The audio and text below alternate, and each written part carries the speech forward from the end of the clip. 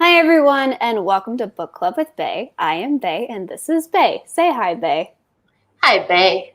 And today we are talking about the Ruby Circle, the last book in the Bloodlines series. So we are finishing off the whole Vampire Academy saga. This is like the 12th book in the entire thing, the 6th book in the Bloodline series. And after today, we've done it. We did it. Yay! Go us.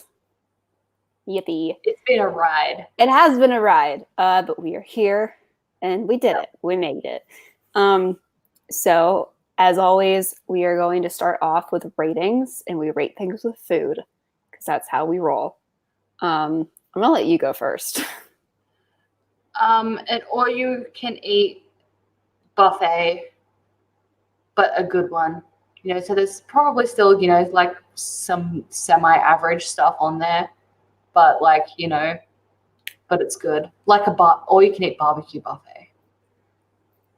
I'm going to go with when you get takeout pizza, so delivery pizza, and it's super duper good. So it's not like the best dinner you've ever had, but you're like, oh my God, yay. Yeah, because it's not the best book I've ever read, but it's still thoroughly enjoyable. And yeah, the reason why I went for an all-you-can-eat barbecue buffet, because let's be honest, all-you-can-eat buffets, even if it's good, it's not as good as if someone specifically cooked that rack of ribs for you. Yeah. But it's still good.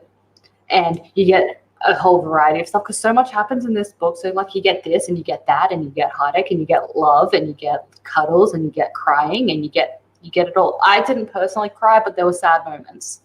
Yeah. And that's kind of why I went with what I went with. Because it's you would when that happens, you have fun. That usually happens when you're having a fun night and it gives you the warm and fuzzies.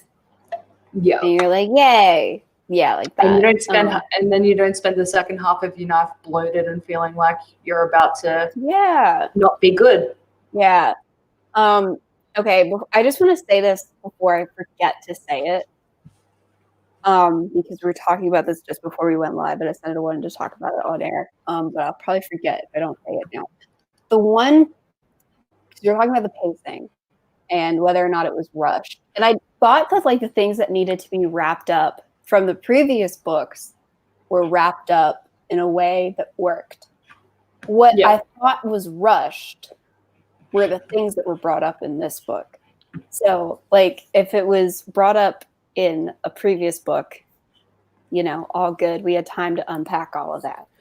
But if it was brought up in this book, it was are we going to talk about that? I guess not. We have 2 hours left. And so it was I just didn't feel like we addressed the things that were brought up. And I don't know if that's just because it is still YA.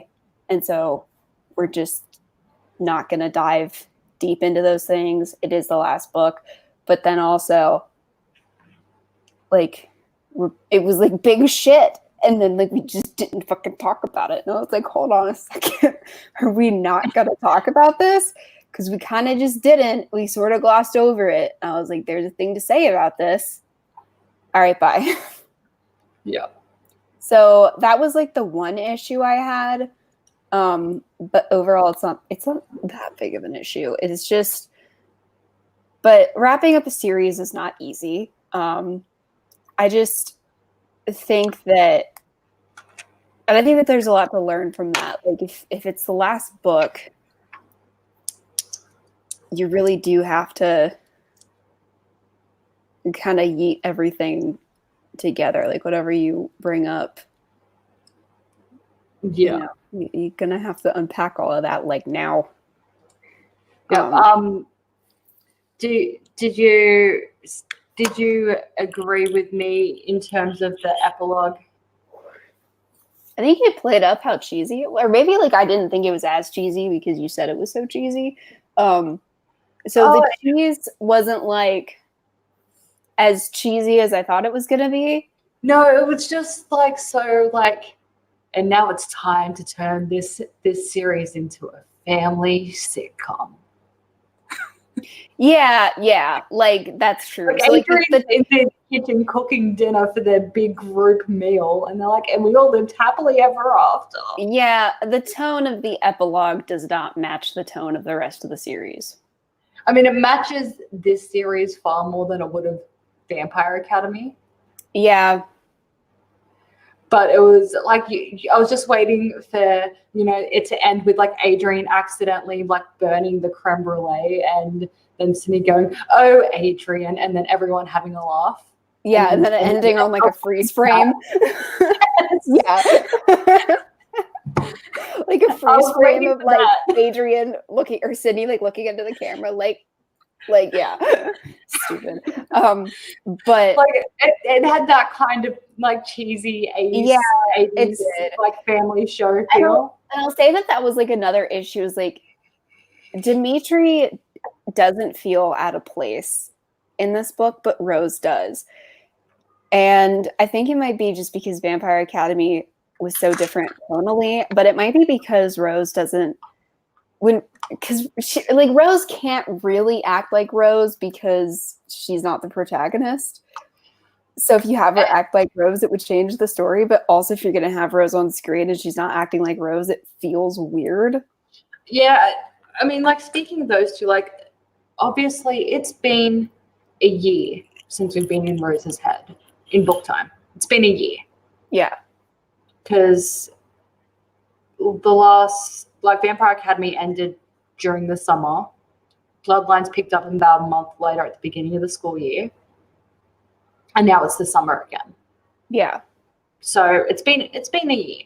And so Rose probably, especially also considering Rose is also now going to college with Lissa, and she's also guardian to the queen and everything. I imagine she's also probably matured a bit, but because we haven't been there in Rose's head, we're used to Rose being like, like act first, think later. But maybe she's matured a bit, which is probably part of what it was as well. Because, like Rose, Vampire Academy Rose would not have been like, yeah, sure, we'll chill out with this weird old guy, Adrian's mum and a baby. Sure. That makes sense.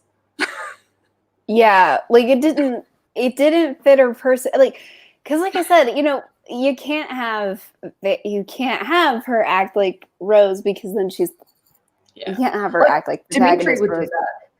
Yeah, Dimitri would have been like, honestly, if you ever want a babysitter, right, that is the most vigilant thing you've ever met in your life, you get Dimitri. Hire Dimitri. Like I think what would have made like all the difference in that scene would have just been, even if you wanted to show that she had matured, would have just to like outwardly show Rose being conflicted. Yeah. About being like, oh, I want to go, but you know what? Okay. I mean, like, we were told that Rose was displeased, but we didn't really get to see her being displeased. Right. I think if we had just seen her being like, well, I want to go, but you know what? I suppose it makes sense, but like, I think that would have shown like that she's more mature, but she's still Rose. Yeah. I think though, because I like remember as well, like in the first Bloodlines book, when like Sydney's like, oh, okay, I guess we are now at this house of Clarence, and then Rose comes in with, oh, be quiet, old man. And it's like, oh, Rose is here, everyone, and then she's just like, I still think I should be the one to be here and stuff like that. She kind of, without being in her head, she just sounds so petulant. Yeah. So I think Rochelle also probably tried to tone that down, because even like if we'd seen that scene from Rose's perspective, I don't think either of us would have gone, wow, Rose is being a petulant brat, because we would have been in her head. Yeah. But Rose outside of Rose's head would be very bratty to read about. I think the thing that's also really difficult, and I will acknowledge this just wholesale, I can't imagine how difficult it would be to write somebody who you've been writing for from first person from like third person, because when you're writing everybody else in third person, even if you're writing in first person. Mm-hmm. And when like I don't know how I would even write Rosalie in third person. That would be so weird. And Yeah, like I and don't know and, how I would do it. well, So because it's so not that even is like also something that I'll acknowledge. yeah, because it's also not your standard third. Like if you're writing a book from third person, it'd be much easier because you can still have all of their internal dialogue on Right. the page. It's just the writing doesn't have their personality with it. Right. But secondary character third person perspective is just what the main person in the scene, either whether it be from first or third person, either way, it's how they interpret the other person. Yeah. So it would so that so I'm willing to be forgiving of it just because of that. Um But also it's weird. but also it's weird. And I feel bad for her that way. I mean, she put herself in this situation, but I think that's like a really interesting. I think that's just interesting, just from a writing Yeah. perspective, because I don't know how you like. That's hard. Yeah. That's I rough. I wish though that we had seen Adrian like Dimitri, like I because like in this book, all of their interactions are from a point where Adrian no longer has a problem with Dimitri. And in the last book, their scene together, the beginning of it sounded a little bit like that, but then they had their little squabble, and Adrian's just like, "You're just doing your Dimitri thing and being a jerk, and fuck you." So he's clearly not over his baggage yet, but in this book, he clearly seems to be. And I would wager that, you know, finding Sydney again, marrying her, all that stuff, you know, finally let him be at peace with the Dimitri Rose situation. But we didn't really get to see him come to that. Well, yeah, and especially like even if it's because like Adrian's stuff with Dimitri goes beyond just like the Rose thing. Mm-hmm. And especially, spoiler alert, because by the way, this is book club with Bay, not spoiler free book review with Bay. They are cousins, and I screeched. This is the, like I said, it's not a plot twist. It's more like a reveal that I never saw coming. It's like it's like the coming? brand thing. It's not hinted at ever. Well, I mean, even on rereads and anything like that, there's absolutely no, like, there's just nothing until Adrian runs into his uncle, and he's just like, "Oh, Uncle Rand, what are you doing here?" And then Dimitri's just starts beating the shit out of him. And then Dimitri's like, "Daddy," and you're like, "Excuse me." I think my exact words to you were, "Bae," or did I think my exact words to you were, "Bae, what the fucking fuck," in all caps. Yes. Is that what I said? Yeah. Oh, yes. I'm sorry. Motherfucking what the fucking fuck, Mara. That's what I texted you in all caps. And I think when you read that, you knew what happened. Yes. Because, like, yeah, I was shooketh. And the thing is, and this is where I was like, we didn't unpack that because his issue with Dimitri is not just the Rose thing. It's like that Dimitri is basically perfect. And, like, you know, most of us being near a perfect person, especially like people like Rose and Dimitri, like Rose, like Dimitri is not perfect. Rose is Dimitri see is like perfect. Dimitri and Rose for the people around them are frustrating for different reasons. Rose because everybody thinks she's perfect, but she's clearly a brat. So she's frustrating because people think that she's perfect, but she's not. So you're just like, but why don't you see that she's not? Like it's that sort of like weird frustration for other people. She's and then with her intentions. Right. But it's still frustrating if you're not her, or if you don't like her. And then with Dimitri, though, he's frustrating because he actually is perfect. And that is it's an annoying human being to know. And we're all aware of this. And beyond that as well, like it's also just he didn't just like, you know, it's not even so much as well that Dimitri got the girl as well. They both betrayed him. Like, they both betrayed Adrian. They both, like, they cheated on Adrian because Dimitri liked Adrian. He was his friend. And they both cheated on him. And I expect Dimitri gave some really wholehearted apologies, but I imagine Rose would have just been like, but why are you still mad at me? So, like, even if he's over his baggage, there's a lot to unpack there because, like, you can like reconcile that, like, there's this person who is peripherally near you, but you don't have, but like, you're not going to be forced to be associated with them once all this is over because you can get away from them. But once you're related to him, your family. Now your family, oh my God. So like that changes the whole dynamic and we don't unpack all of that.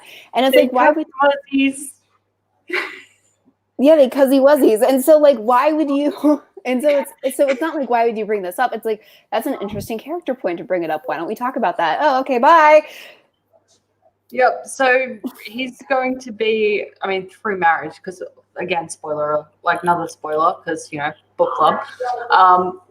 In the epilogue, Dimitri and Rose are engaged. So Adrian's still going to be related to Rose by marriage now. Which is another thing to unpack, but we don't unpack any of this. Like, and it's I think part of it is because Adrian doesn't care about any of that anymore. He's got his wife, he's happy. So he's not upset anymore. But I guess. But we still need to unpack it. Maybe Adrian didn't feel the need to unpack it. But there are things to unpack here. But maybe he didn't feel the need to. But then don't bring it up. It feels like it feels like a reveal for reveal's sake. Yeah, I mean, like, literally the only thing in both series to even indicate in advance that Rand might be Dimitri's dad was, because this is the first time we've ever met this character, was Adrian runs into him and he's like, even for a Moroi, he was very tall. That's it. That's the only thing that could slightly indicate it. Yeah, and it's like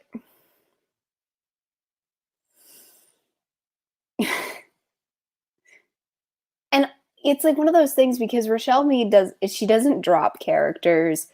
She's really good about foreshadowing reveals like that.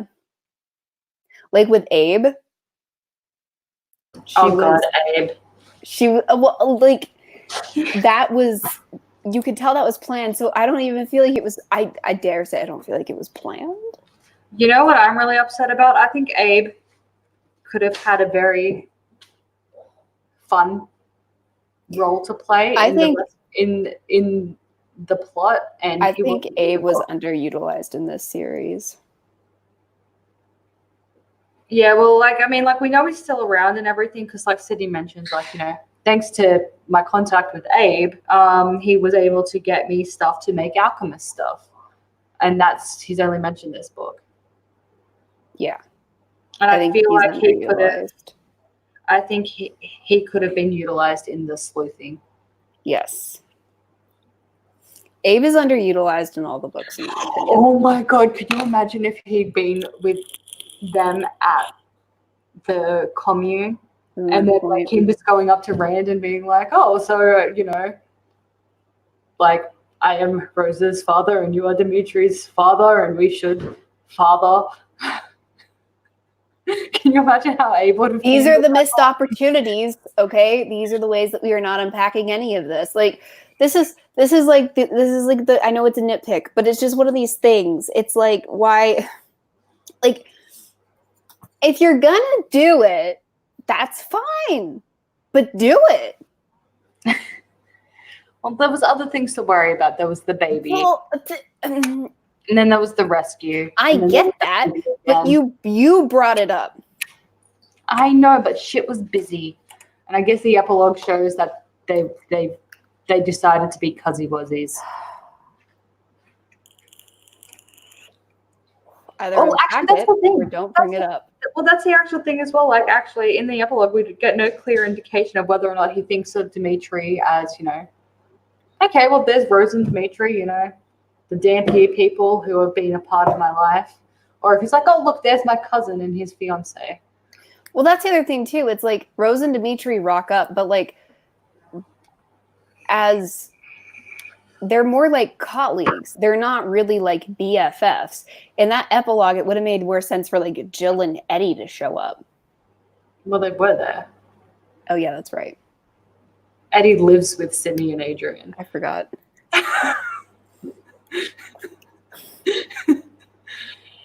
I'm a bit disappointed that Angeline and Trey weren't there. That's probably then replace Rose and Dimitri with Trey and Angeline.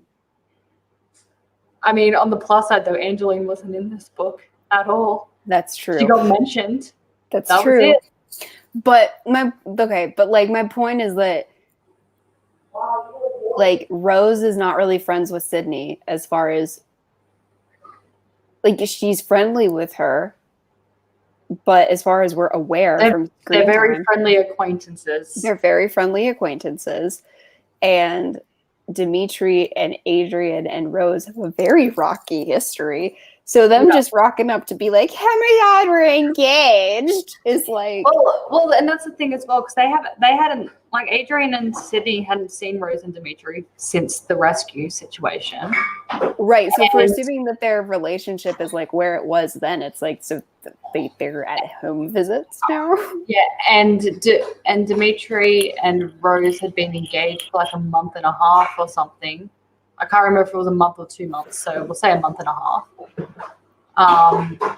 And Adrian and Sydney didn't know, so it's not like they're keeping in close contact. Yeah, so it would have made sense for Trey and Angelina. I'm sorry, I forgot, and for like them to show up, or for us to get like an update on Clarence or something. I don't know, like. Well, we know that Clarence is sending Adrian and Sydney money. Yes, he's their sugar daddy. And like it would have made hilarious if Clarence and Daniela. Do we get an update on Miss T in the epilogue?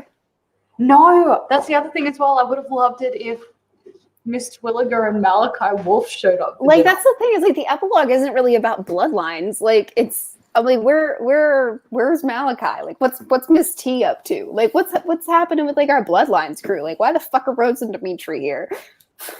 Yeah. That feels weird.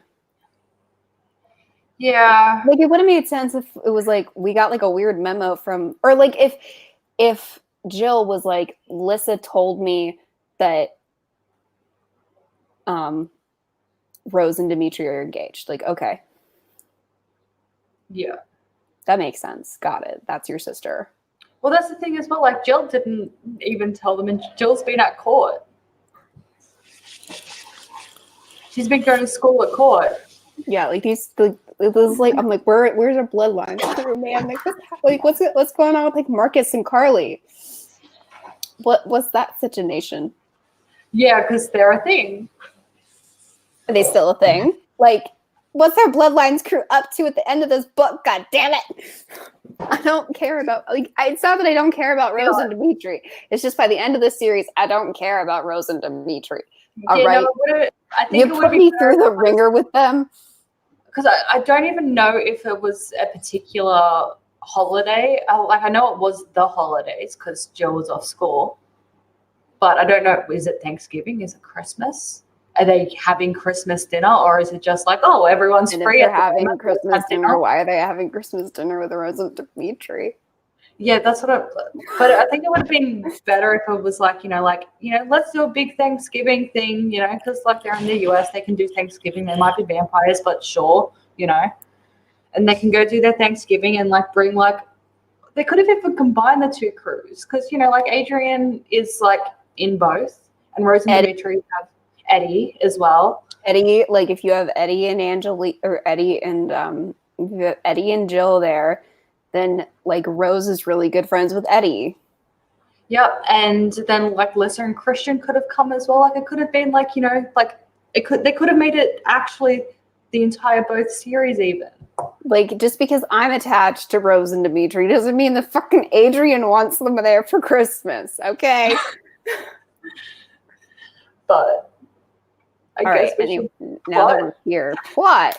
I don't think we have any new characters to go over. Oh, the witch from like 5 books ago. She's a thing. She's our baddie. Spoiler. Yeah, so although we learned that in like chapter 2, so it's not really a spoiler. For those of you who have been watching these, the witch who they initially thought they were hunting, Miss Terwilliger's sister, but it was actually her apprentice that had comatose Veronica. Alicia, that's her name. Is that the book that we spent 5 hours on? I think so. No, that was the book before the 5-hour book. Because I think that was book 2, and I'm pretty sure Braden's in book 3. No, it's the 5-hour book. It's the book, but no, it's the book before the 5-hour book. So it was the Braden book, and that's the book after the Braden book. Okay. So that was book 3. So Braden was book 2. Okay.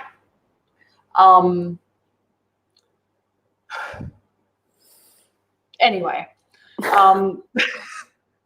yeah, she and the Warriors of Light are the antagonists of the book, I guess. She's the primary antagonist. Yeah. I guess. She's the one that set all the wheels in motion. Yeah.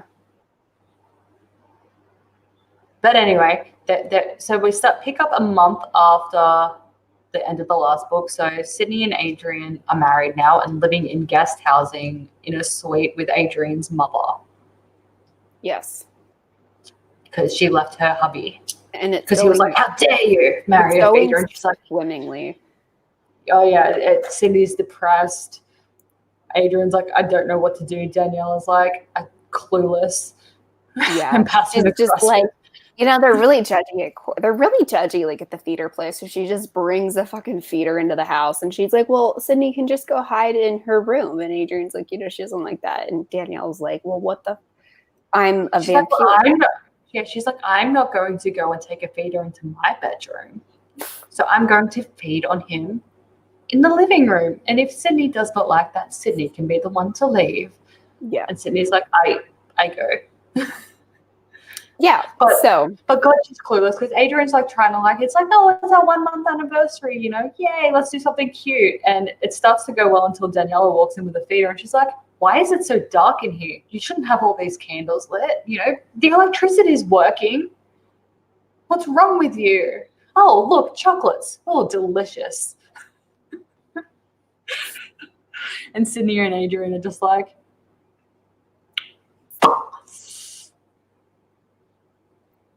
you're a cock block.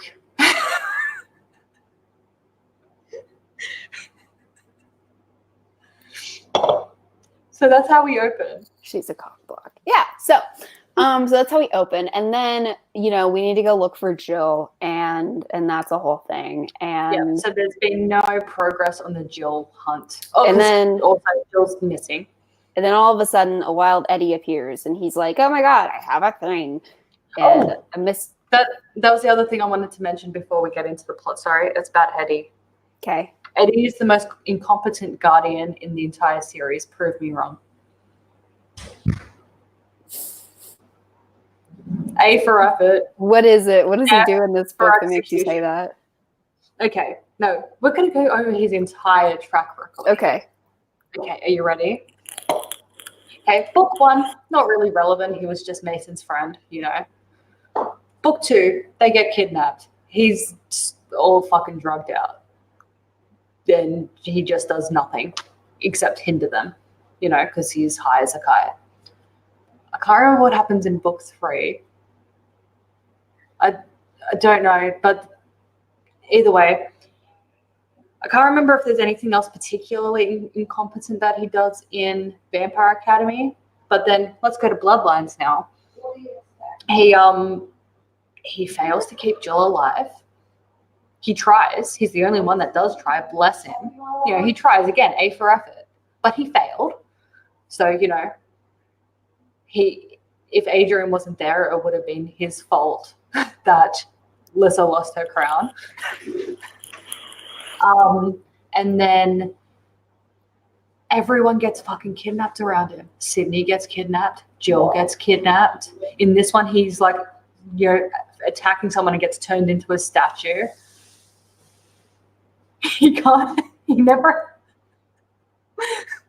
every time he tries to do something, he doesn't do it right. What? In small defense of Eddie, he tries. If he did anything right, there would be no plot.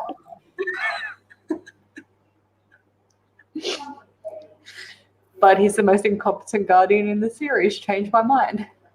He has to be. By extension, so is Neil. No, because Neil wasn't around for half of those things.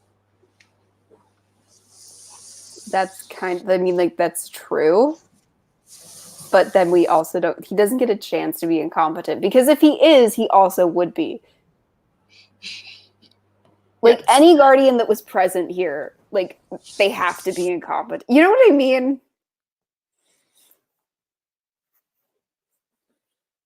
So yes, in defense of Eddie. I get it, but also, like, I love Eddie. And if he was my friend, I'd be like, if I have to walk down in a dark alley alone, I'd be calling him. Sure, because he's competent for the most part, but when shit really matters, he's not so good on the follow-through. He can't be. He's not allowed to be, because they have to have a plot. Poor Eddie. In defense of Eddie. And the thing is, no wonder he fucking sleeps in Declan's room. Like, can you imagine what would have happened if he'd taken this spare bedroom? Declan would be dead.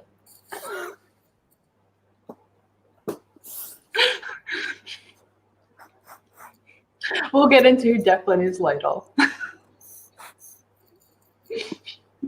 Okay, so Eddie walks in and he's like, "Hey, yo, I got a visitor. It's Miss T." And we're all like, "Woohoo, Miss T," because she wasn't really she wasn't in the last book at all. And so we get a visit from Miss T, and she's like, "I have a box for you. It's the thing, I can't open it." And then also, don't find my cat in my cat carrier. Yes. Mr. Bojangles is here for a reason, but we're not going to discuss that right now. Yeah. Also, I just love that her cat's name is Mr. Bojangles. It's a good cat or one name. of her cats. Yes. So Mr. Bojangles is here, and she's like, "Here is the box." And so they finally get the box open, and it's like, I have a Jill. And so they're like, "Oh, no." And it's like her modeling photo from like Palm Springs, blah, blah, blah. And so then they're like, "We have." Yeah. So then they're robot museum. Yeah. So then they're like, "We have a real lead." And so Sydney's like, "We gotta yeet, but we can't yeet because they know like that I'm here. So what we gonna do?" And then Miss T's like, "You think I would come up into this business without a thing to yeet you out of here?" And why is she Southern? I don't know, but she is right now. Because Malachi's wolves women can be whatever they want to be. Okay.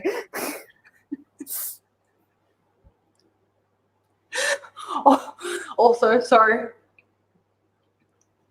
when we get to it, but all I want to say though was how good was the scene with his dogs? It was great. Okay. It was amazing. Like, I'm glad we saw that happen. Like, it made no sense, but it was perfect. If it was Malachi Wolf, of course it didn't make sense. Like, I know. Like, I was like, this is so stupid, but I love it. Like, this was dumb as shit. Anyway. We'll discuss that more when we get to it. So she's like, you're going to turn into Mr. Bojangles. No, shh. Oh. I was getting there. Okay, fine. So you just me. I might not have heard. Carry on. So she's like, "We're gonna yeet you out of here," and she's like, "All right, I guess I trust you."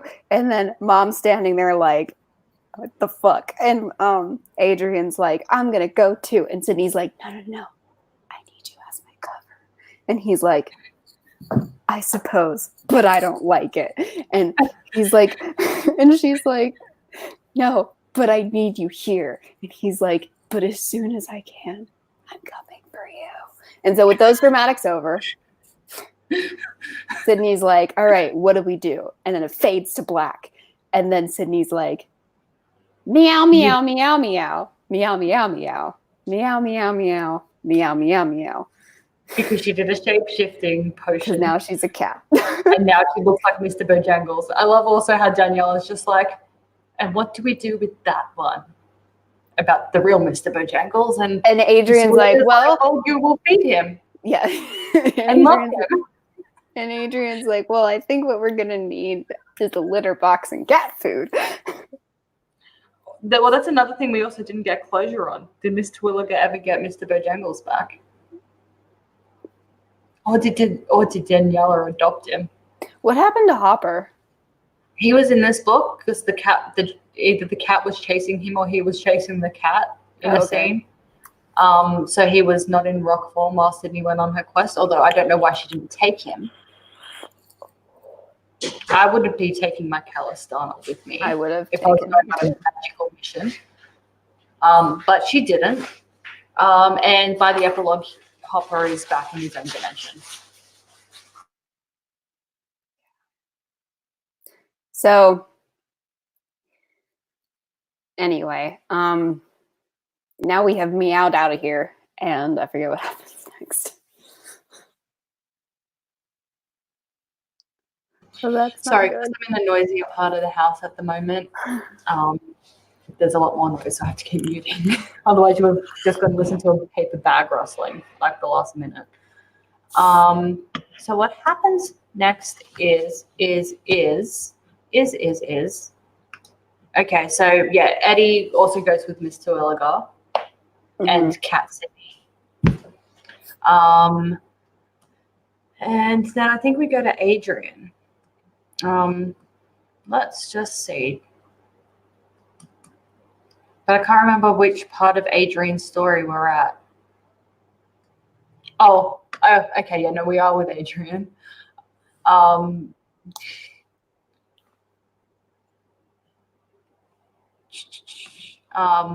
Apparently as well, I did like this, like, because Eddie texted Adrian. It's like, okay, we made it out of court, you know, everything's going fine. And Adrian's just like, am I still married to a cat?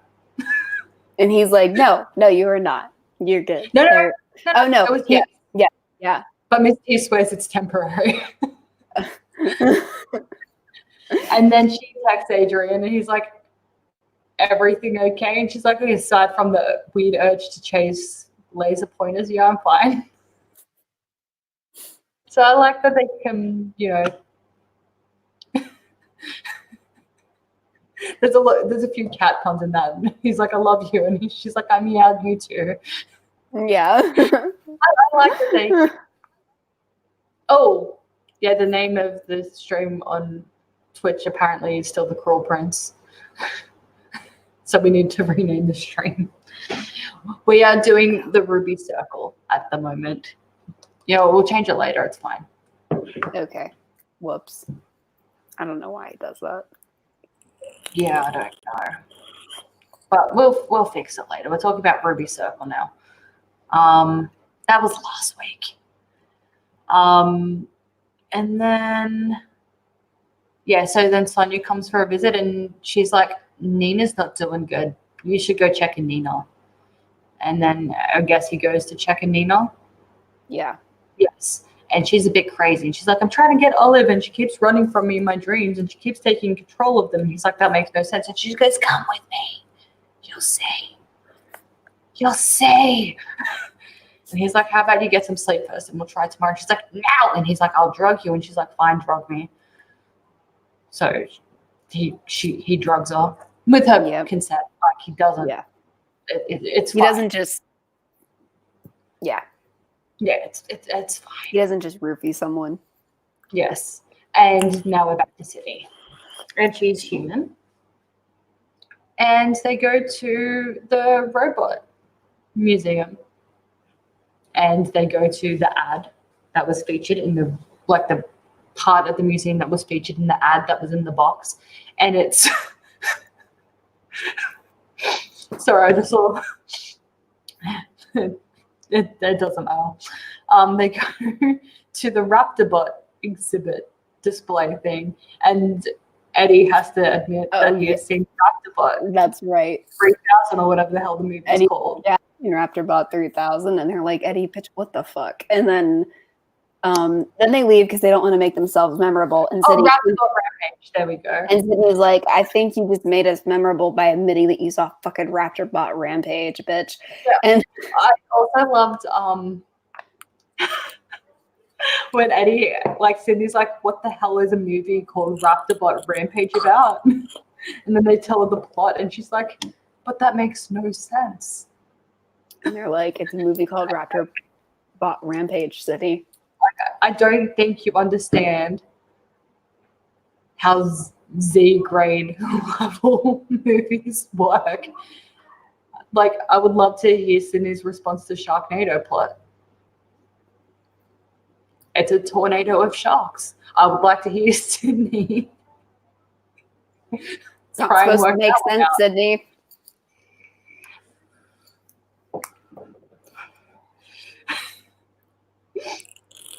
But anyway, they're like, okay, well, there's an enchantment on the display. I guess we'll come back after they close.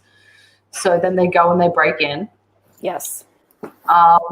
And they open the thing and get the clue. And then they hear a buzzing. And what it is a swarm of photianers. Now, Hopper, our cute little dragon friend, he is a Calistana, and he is a demon, but a friendly demon. He is our friend. These are photianers. They are not like Hopper. They are from the same place as Hopper. But Hopper is like, you know, like a little grasshopper type thing. Like, he's not, doesn't look like one, but, you know, if he was a cuddly little lizard or something, I don't know. That's what he is. You know, he's our friend. These are angry wasps. And they try and do a kill on all three of them. Yeah, they're not they are not nice demons. Yep. So they're like all the demons, all of them, all three kinds from Jenny books. Yes. # we do not stand. Yes. So they managed Don't name your characters demon. All right, sorry. And if you're gonna why would you start? Can we just for 1 second? She spelled demon differently in all three books. That, and then why would you name a character demon? Can we just? Because what was it? I can't remember. Okay, because I know in the Gargoyle book. Yeah, because I know in the Gargoyle book it was just spelled demon. You know, normal spelling. Yeah. Then in Lux and Covenant, one of them was spelled Daemon, and the other one was spelled Deamon. I think. Lux, it was Daemon. Thought so. Yeah, one of them you look at and you're like, that's a weird spelling of Damon, but I'll take it. And his name was Demon. Why would you do that? I don't know. But anyway. That just still befuddles me. So, like, sometimes I just wake up and I'm like, why? And then I go back to sleep. It's not true. It's just like right now. It's just right now. I just thought of it and I was like, why? Yes. You know, so we had the little waspy demons and they defeat them. So yay. And they're like,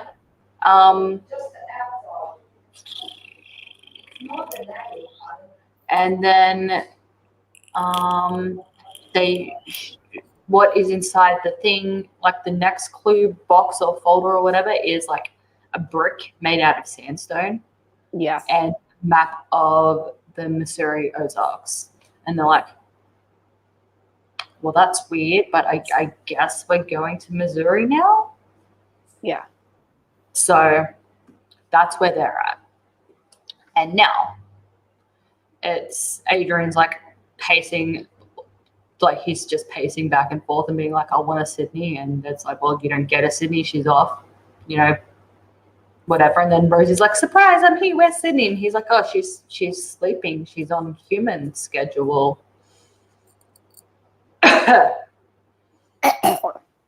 And Rosie's like, well, that's weird. I wanted to show you guys something. Can you go get her? And he's like, no, She's sleeping. I'll leave her note. You show me. I tell Sydney. Yeah. Like, Adrian is not good at subterfuge. He's not. Yeah, Adrian's like, she wakes for no one. Like, and she's like, okay. How dare you? Yeah, he's like, how dare you? How fucking dare you? Like, do you know what Sydney looks like after she's only had 2 hours sleep?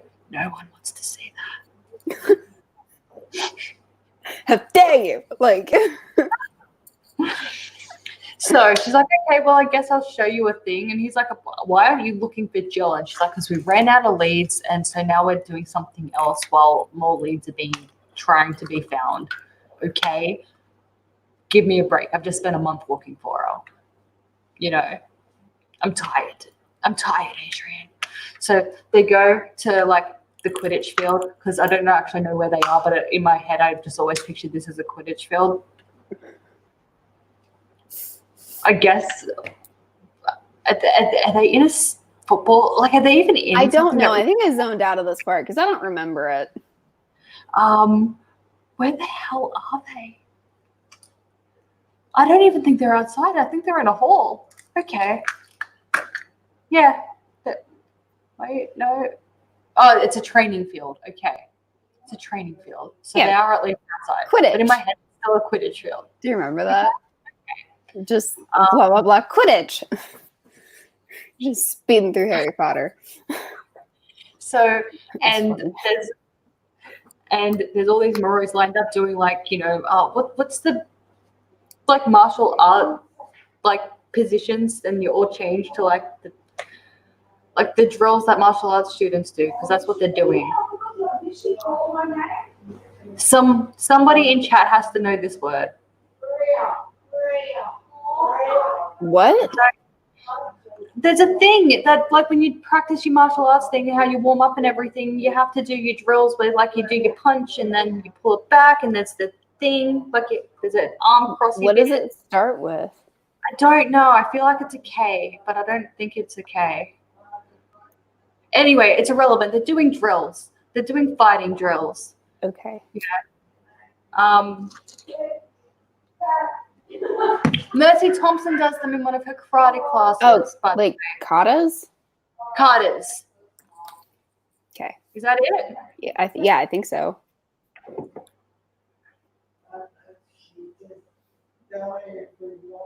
It's the only thing I can think of. Like, yes.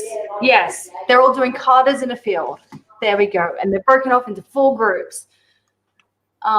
And, like, you know, based on their element, because they're Moroi, and Rose is like, by the way, yeah, we're teaching the Moroi self-defense to, like, try and get a school program in place.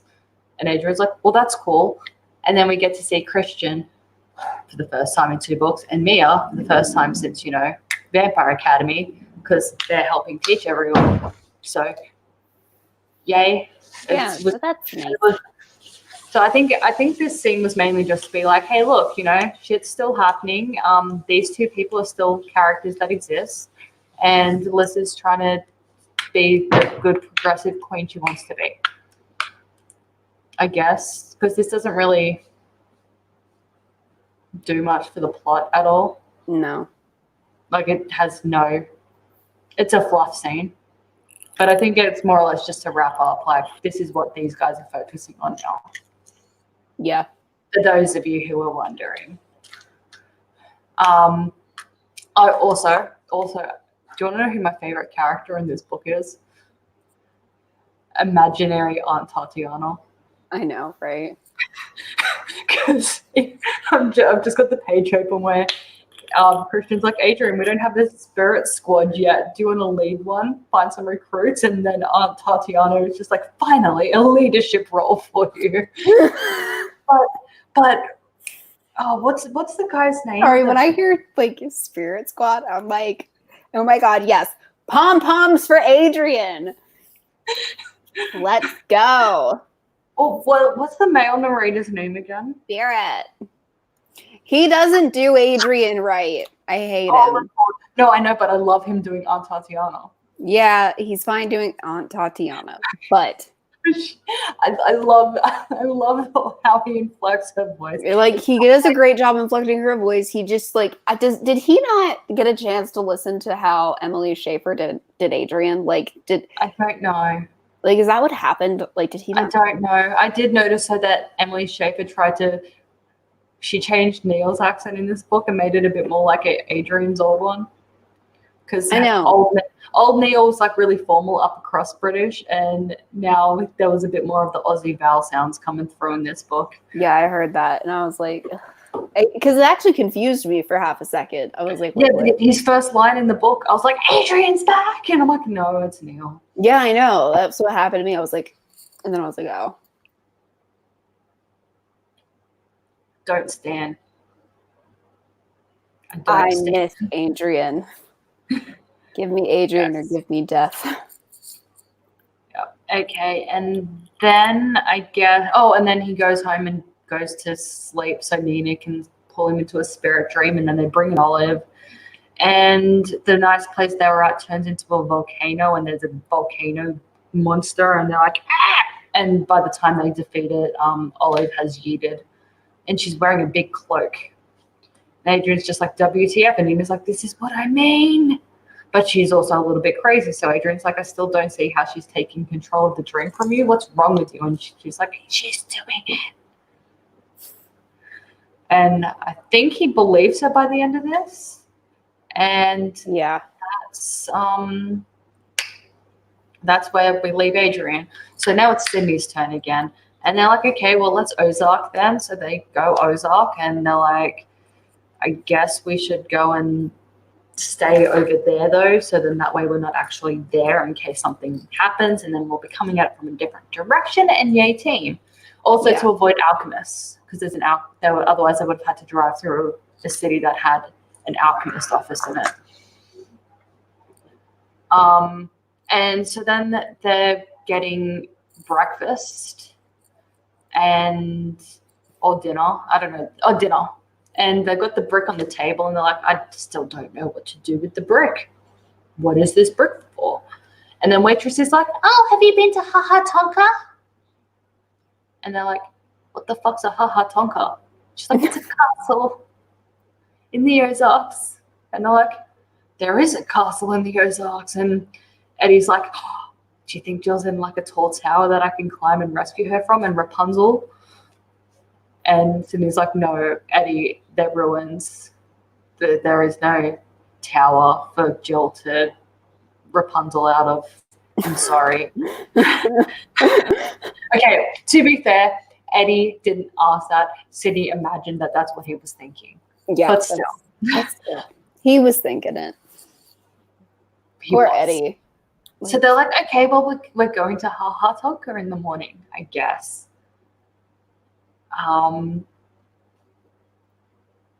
Righto. And then they go there and they're like, okay, so brick matches castle, I guess. Now what? And Sydney's like, oh, look, there's a gold brick. And Mr. Williams like, oh, yeah, there is a gold brick. And Eddie's like, there is no gold brick. And they're like, you're not magic, Eddie. There is a gold brick. And he's like, well, I guess I shall have to get the brick, make me invisible so I can climb. And they're like, okay. So then they're like, it's that one. And he's like, excellent. So he grabs it and they're like, no bad thing happened. Yay. So then they eat and they go and camp. So then they go camp. And wait, does that happen in this chapter? I think so. Yes, because then they're like, maybe, like they're like, I still don't know what this means. Maybe there's more stuff. We'll come back tomorrow. So they go camp, and then Sydney wakes up to being like, Eddie, like being like, guys, wake the fuck up! Shit's going down. And they're like, what's happening? He's like, it's lava.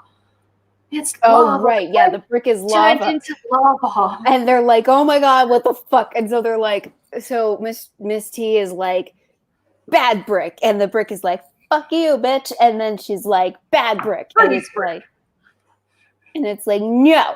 And then she's like, freeze. And the brick is like, everybody clap your, and then it freezes. Yep. And they're like, okay, now we have a globby brick. What the fuck? And Eddie's like, Eddie's just like, it kind of looks like, what does it look like again? The Salton Sea. Now, I'm not going to lie, because I don't think I ever actually physically read this book. I only ever listened to it on audiobook. And because all I know about Palm Springs is this desert in California Yeah. that they try and make look green. That's what I know. People go play golf there, I guess, you know, or have spa weekends. And so when Eddie's like, oh, look, it looks like the Salton Sea. I'm like, oh, they named an artificial lake like the Salt and Sea. I'm like, okay. And then later on in the book, Sydney's like, mentioned the Sultan. And I'm like, that's really weird. Why would you say the Salt and? And not put the sea part? No, it's the Salton Sea. Okay, it's fine. That's really funny. I knew what she meant. So yes. The lava morphed into the shape of the Salton Sea, which I guess is a lake from what could put together in. Yes, it's a lake. It's a saline lake outside Palm Springs. There we go. Sorry, Maggie, we had to start an hour early. Yeah, soz. And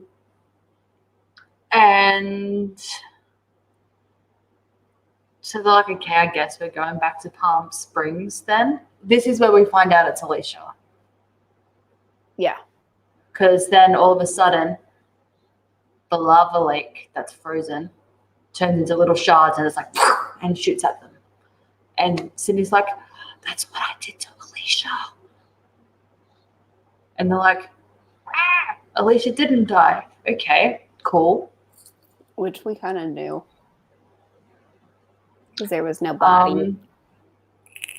Oh, actually, no, because the thing, as they're shooting towards them as well, you know, they get deflected because otherwise they'd be all cut up, you know.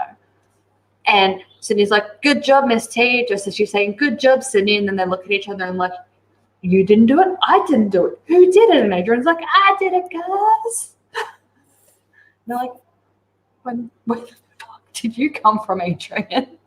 And Adrian's like, hey! And it's like, he's like glowing and there's a halo and angels are singing. Yes, because Nina. I like to imagine character entrances like that. Yes. That's how it always happens in my head whenever there's like, it was me. We've watched too many cheesy cartoons, I guess. It's more fun that way, okay? It is more fun. Life is more fun when you imagine character entrances like that. I don't know what the hell is happening in chat now. I don't know.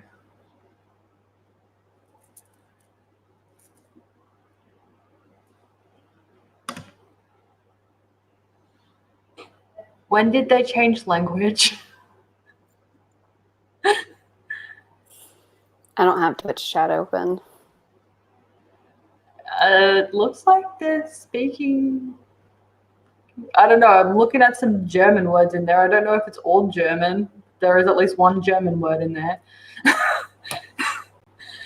Anyway. That does. I don't think that is good news for us. Probably not. Oh, it's Dutch. Okay. I guess morning is the same in Dutch as German because I see Morgen, which is German for morning.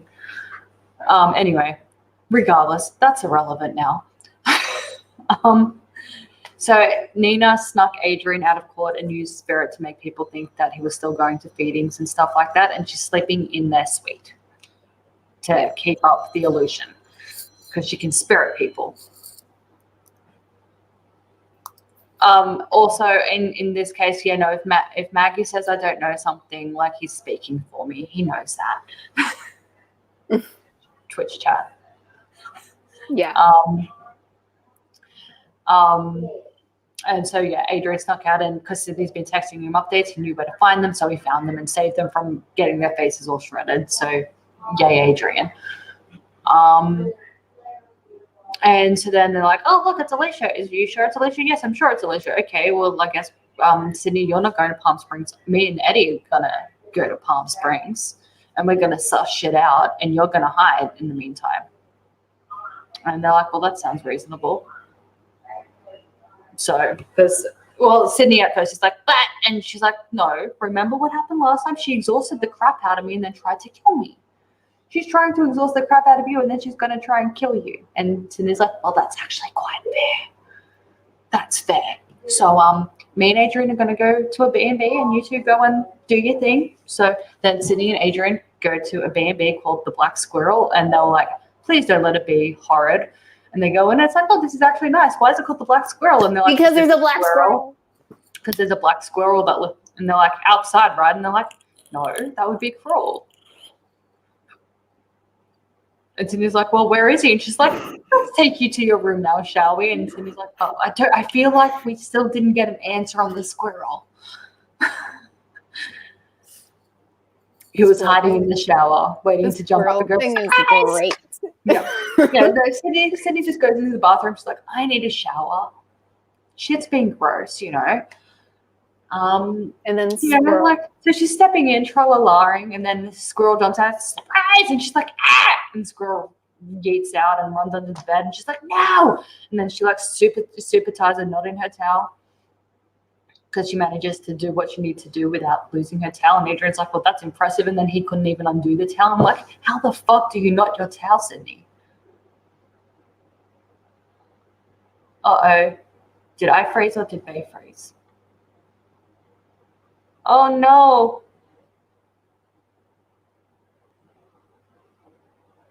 He's frozen.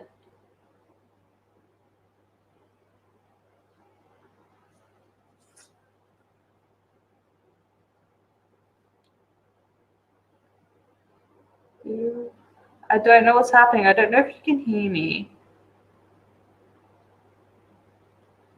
Oh, it's me. Oh, sorry, it's her. Okay.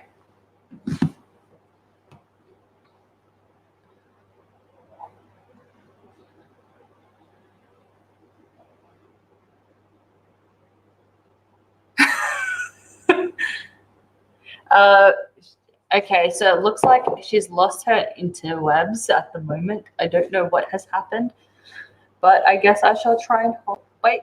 Hello. There she is. Okay. There she is. We're using my phone. Don't leave me like that. I'm so sorry. We're using my phone as a hotspot, and we're hoping that works because our internet's gone right now. Please don't leave me again. Like last time you did something like this, I at least had Addie with me. I know. Sorry. Oh, I would never vape a romance novel, Maggie. How dare you? Would never what? Vape a romance novel. Vape? Open up Twitch chat, Pay. Everything will make so much more sense.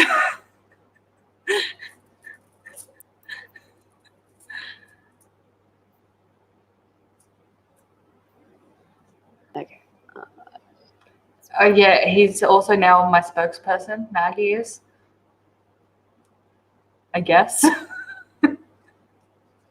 Oh, I can't see the whole. I can only see what's being said like right now. What was said? Someone asked me like, do I know any Dutch words? And he said no, she doesn't. And someone else was like, you don't know that? And I said no, Maggie speaks for me. So now they're asking Maggie questions and ask what my favorite vape flavor is and do I liquefy books into vape form to vape. And he said only romance novels. Ooh, what would a romance novel vape flavor be? Oh, actually, it might actually be nice. I was just thinking that. Well, it depends. I guess it would taste like an orgasm. It's a little bit salty, so no.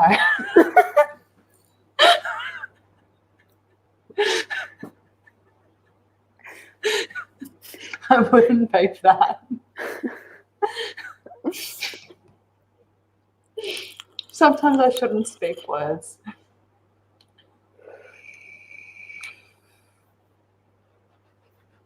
I mean, it could be like chocolate.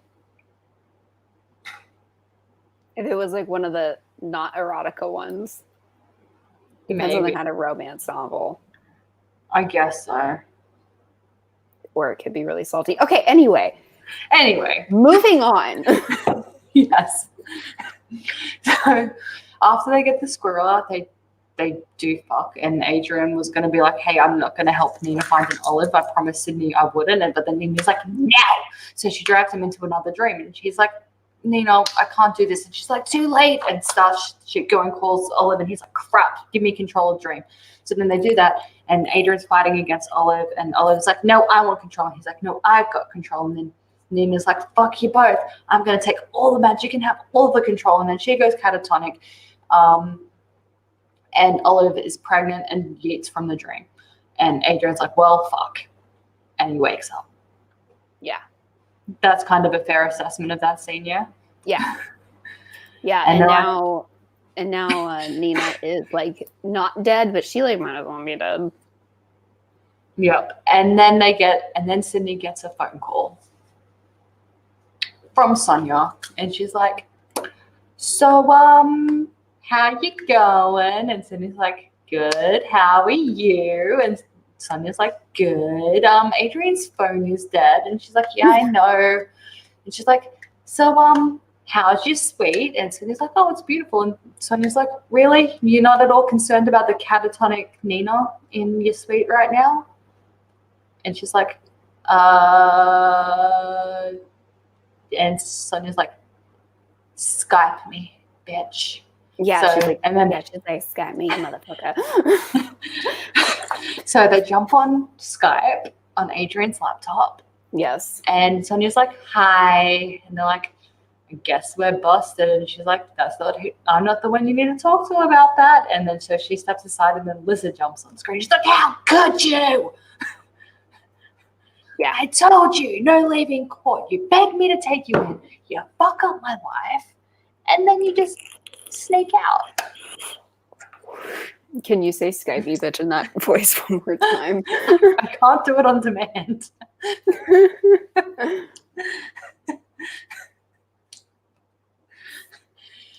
So yeah, they're in big troubles with Lisa, and they're like, yeah, but like we had clues about Jill, and she's like, well, why didn't you tell me? And she's like, because we wouldn't have gotten all the clues until we came out, and with what we had, you wouldn't have let us out. And she goes, yeah, I guess you're right. So I guess I got to go do more Queen stuff then. Bye. Real quick, we were asked if we have like Instagram and stuff. I do. No. I have Instagram. It's Teressa J Martin. That's my Instagram handle. And also, Maggie was asked if he was part of the book club. Everybody's part of book club, okay? That's why we have like a whole thing where we post what we're reading next. So like, if you want to just you can be part of it if you want to. So that like, even if you don't want to read them, it's so that you know what's happening. Yes. So that you're not totally lost in case the titles and stuff get messed up. Because we don't stream on consistent days or anything like that. We just stream like whenever it works. And I can't remember the last time Maggie wasn't present for a book club. I was actually getting a bit concerned today because he didn't realize we were starting an hour early. We did have to start an hour early because I have to wake up super early. So I know, but he normally like seems to be telepathic and predicts that. So I was worried that he died. If Maggie's not in our story, every time Maggie's not in chat, I'm worried he's dead. Don't do that to me. It's not fair. It's not nice. Where were we?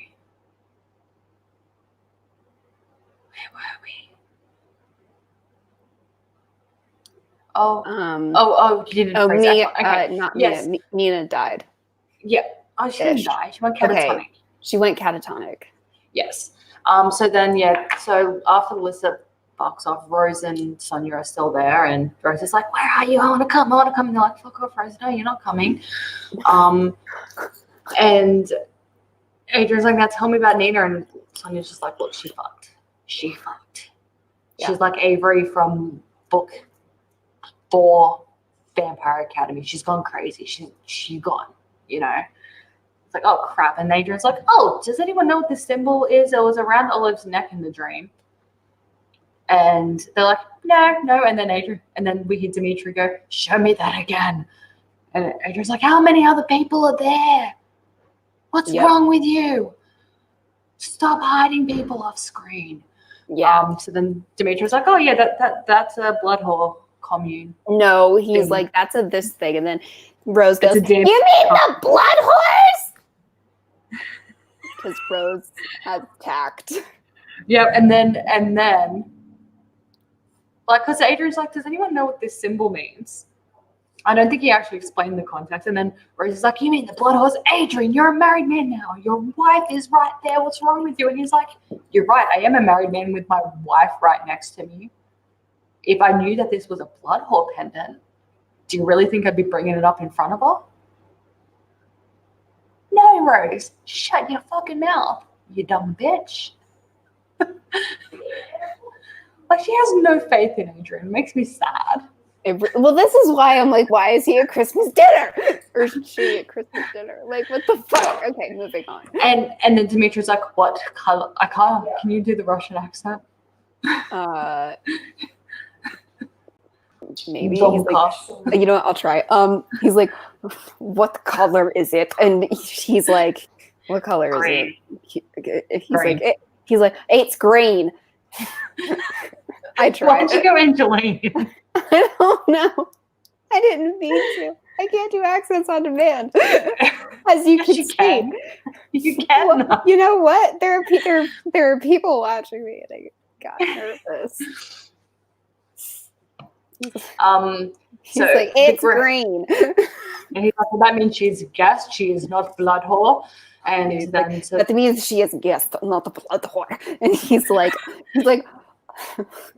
Well, that's good to know. And then he like heel clicks and goes, yippee! And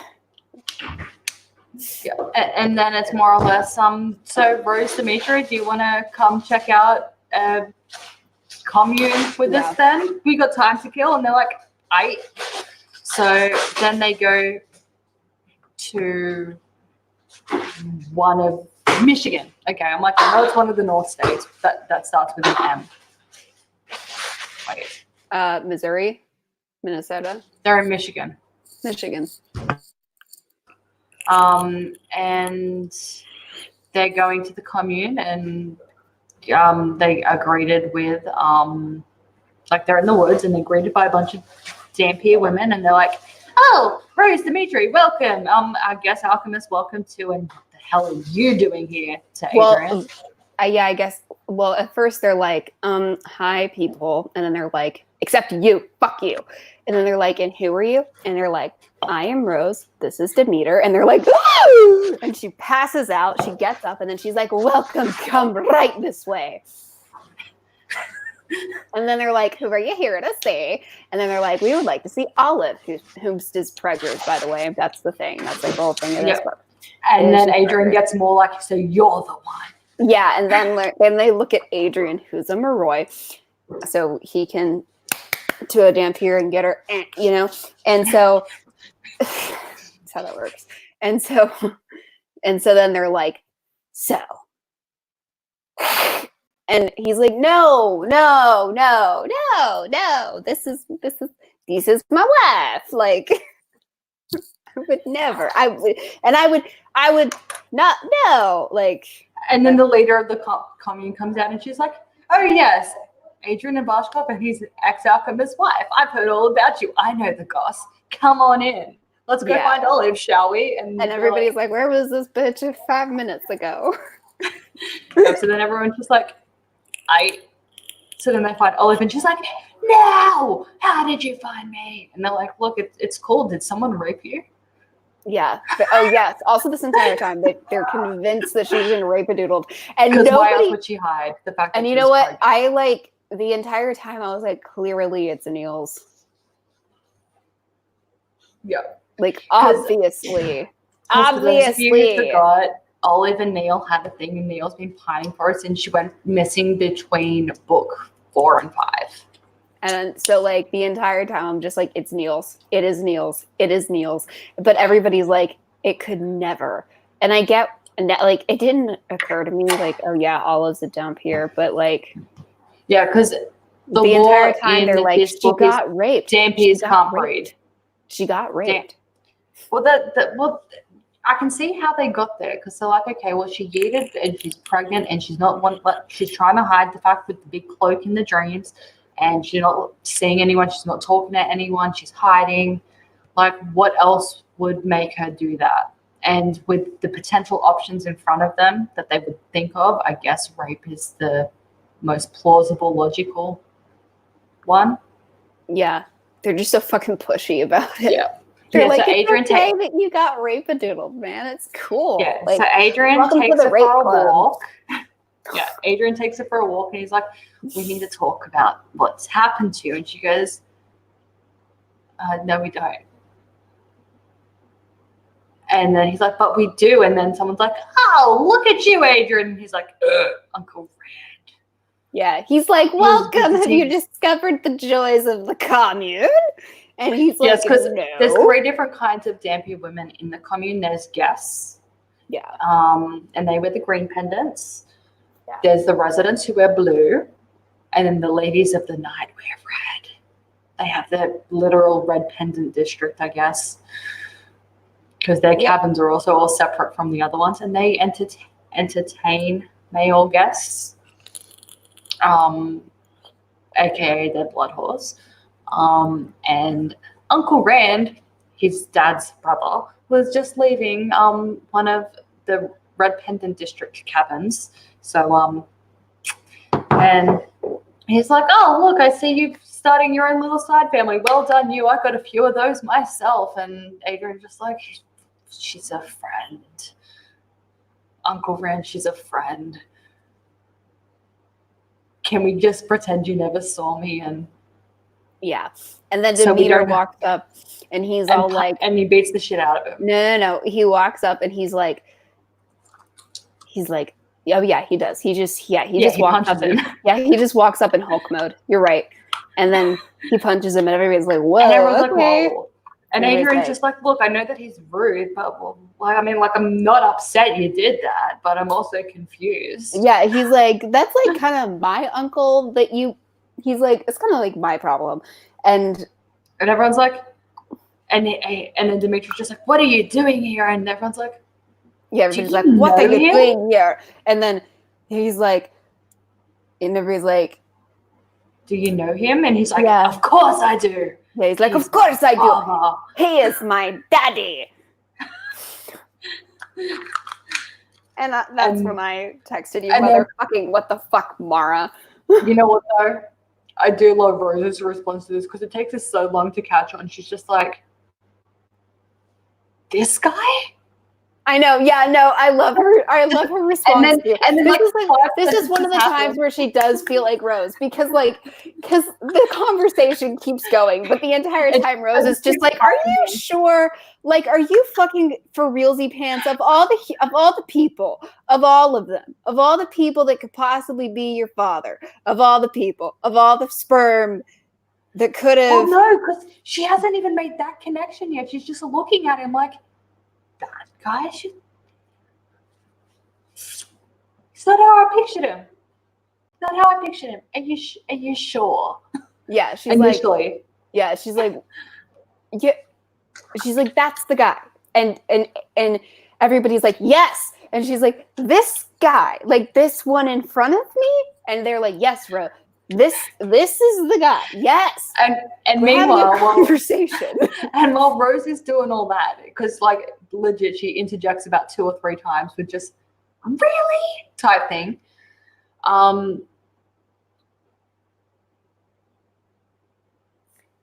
Lol. I'm sorry, I'm just amused now. Yeah, I am too. I guess I'll have to go tell Stixie he doesn't exist. But yeah, Adrian's just like, "Hey, Dimitri, like, did it ever occur to you that maybe your father, whose surname is Ivashkov, might be related to, I don't know, another Ivashkov that you might know who, like, you know, a particular Adrian who shall remain nameless?" per se. Yeah. And Dimitri's like, he never told us his last name. He came, he fucked my mom a few times, he beat the crap out of her, I punched him, he left, that was the end. You know? Like, I don't know what you want from me. And then, so I can't remember who clicks, but one of them clicks and they're like, wait. You guys are He's your dad. Yes. And he's your uncle. Yes. So you two are like cousins. And then Adrian's like, oh no. No. And then that's the last we hear of this shit. Pretty much. Did we ever tell Sydney? Sydney's there. Sydney's there. It's fine. She's there. They're together again, remember? But I feel like we don't really get her like whole ass reaction to this. Well, because then stuff starts to happen. Because they're about to go unpack it. You know how like they're about to go to guest housing. All right, I'm gonna do this, and don't yell because you normally yell at me when I do this. But I feel like in an academic setting, like we're in. Okay. Yeah. It is fair to compare works of literature. So I feel like this particular thing. Good night. Yes. Yes. Sorry. Good night. I feel like it is fair to compare works of literature in this specific case. Okay, so I'm going to do that right now, and this is sort of handled the way that everything is handled in The Cruel Prince, in that a thing happens and then like even though other stuff granted other stuff starts happening, but it's like a thing that happens and then we just don't like have a pause moment later to like absorb that the thing happened. Yeah. And I think it was like if we had just had like a moment to just be like, check in. Hey, Adrian, Sydney, what do you guys think about this? Freaking small world, right? Yeah, I know. Like, he was raised on a different continent. Yeah, I think raised in Siberia. Yeah, I think if we had just had like a moment just to be like, hey, isn't that crazy? I think that's all it needed. Yeah. But we didn't get that. Yeah. And I feel like she was planning on it and then she's just like, I don't have time. So let's let the Strigoi come now.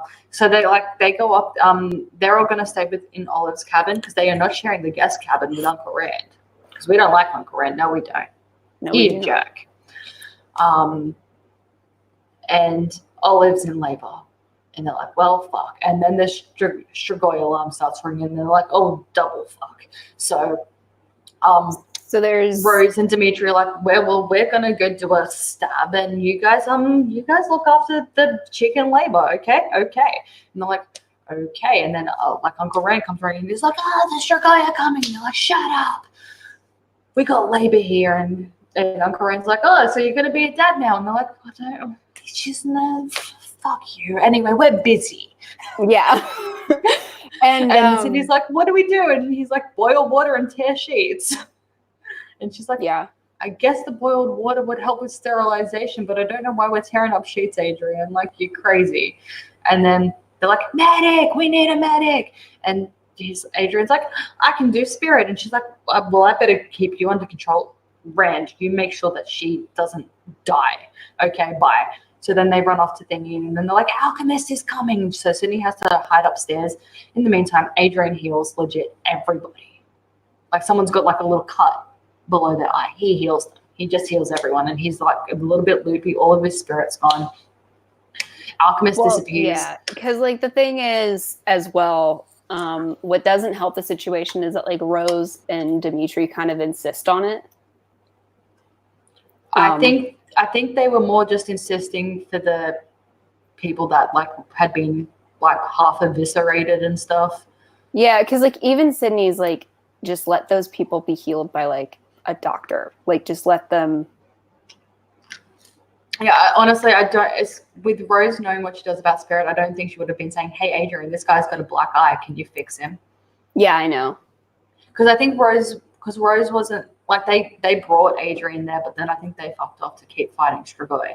Yeah. So they weren't present either. Adrian's just like with no one there to control him, and so the more he uses spirit, the more mentally unstable he gets. He got a bit manic, healed everyone. And Sydney's like, "What did you do?" He's like, I fixed everyone. What's the problem? And then Dimitri comes running in. He's like, Olive's about to die. You need to come quick. And Adrian's like, maybe I fucked up. Yeah. So they find Olive. She's had the baby. She's clinging onto the baby. She's like, he's so beautiful. I'm going to call him Declan Neil Raymond. And they're like, okay, it was weird enough when you said his middle name was going to be after your one-time sex buddy. But to give the baby Neil's last name as well, that's a bit just like, you don't understand. Neil is the father. And I was like, no, shit. He's not. And they're like, no, he's not. And she's like, I've never restored Strigoi. Well, I have spirit. And they did establish as well that this was before Neil was tattooed with the spirit ink as well. So it only requires one spirity person, I guess. Yeah.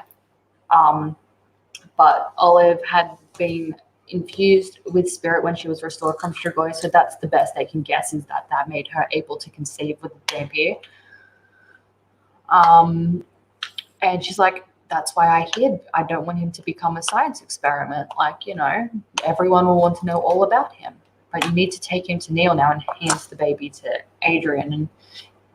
And he's like, no, I can fix you. And then he can't because all of his spirit magic's gone because he used it for healing cuts and bruises. And he's like, damn it. And he's like, oh, no. And he's like, no, I can see an aura now. And like Olive's arm's being ripped off. Like she's like gushing blood everywhere. And then just as he can start to see auras again, he's like looking at the baby and like the baby's like got like uber like spirit aura happening. And Olive's is gone because she's dead. Yep. And so Sidney and Adrian are the only two that know the truth about who Declan's father is and how he was conceived and whatnot. And they're like, oh, crap, what are we going to do? We need to get him to Neil. Okay, well, like, So then Adrian's like, okay, we need to leave first thing. We need to, and the leader of the commune, she's very discreet. She's very like, like we like her. She's like, yep, no, let's get you in a tucked away cabin. I understand you want to minimize any whatever. So they're doing their best to try and make everyone forget that the baby or Olive even existed. Like they're not trying to convince them that they were crazy. They're just like, look, if we just don't talk about it, people will just assume I'm taking the baby to her family and they won't think about it ever again. Yeah. And then they're like, what do you want us to do with Olive's body? And he's like, dissolve her with the Strigoi dissolving stuff to make sure that no one would ever find out she'd given birth. Yeah, because her family didn't know that she was pregnant. So nobody knew that she was pregnant. They didn't tell anyone. Yep. And Adrian's like, look, she died trying to protect her baby because she ran the fuck out of the cabin and got attacked by a Strigoi trying to hide from the alchemist. I think she was being a little bit paranoid. Like, I don't think the alchemist would have looked at a pregnant Dampire and gone, your baby's father is also a Dampire. But she freaked out, so she ran. She's also hormonal. Pregnancy makes you a bit crazy, not gonna lie. Yeah. So Adrian's like, no, we need to do everything we can to honor what she died for. Yeah. So then they go to Palm Springs. Sidney and Adrian are looking after the baby and they're working it out and they're doing a cute job. Adrian's already called his mum and he's like, Mommy dearest, would you mind meeting us in Palm Springs at Clarence Donahue's house? And she's like, yeah, sure, that's weird, but fine. And so she's already there and they're like, oh, by the way, Mom, we picked up a stray. He's a baby. And Adrian's just like, please don't hate the baby. I know it's a Dampy, but please don't hate the baby. And she's like, oh my God, it's a baby. Yeah. She's like, she goes full grandma mode on it, which is adorable. And she's like, Adrian, why do you have him in such heavy clothes? We're in California in summer. And he's like, well, that's all we had, Mom. And she's like, well, I must go shopping now. Farewell. Yeah. It's really cute. But I just love like the petulance and like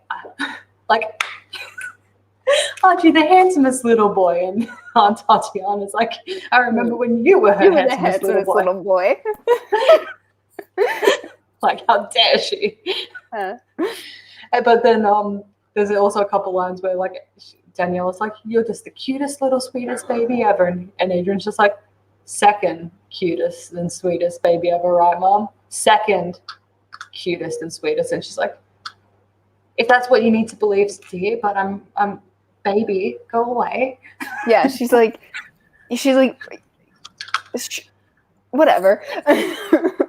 So her and Rose go out, like, because also like because Dimitri had to hold the baby from him, and he's just like, you know, like holding babies, like he's been holding them all his life. He hands Rose the baby, and she's like, what do I do?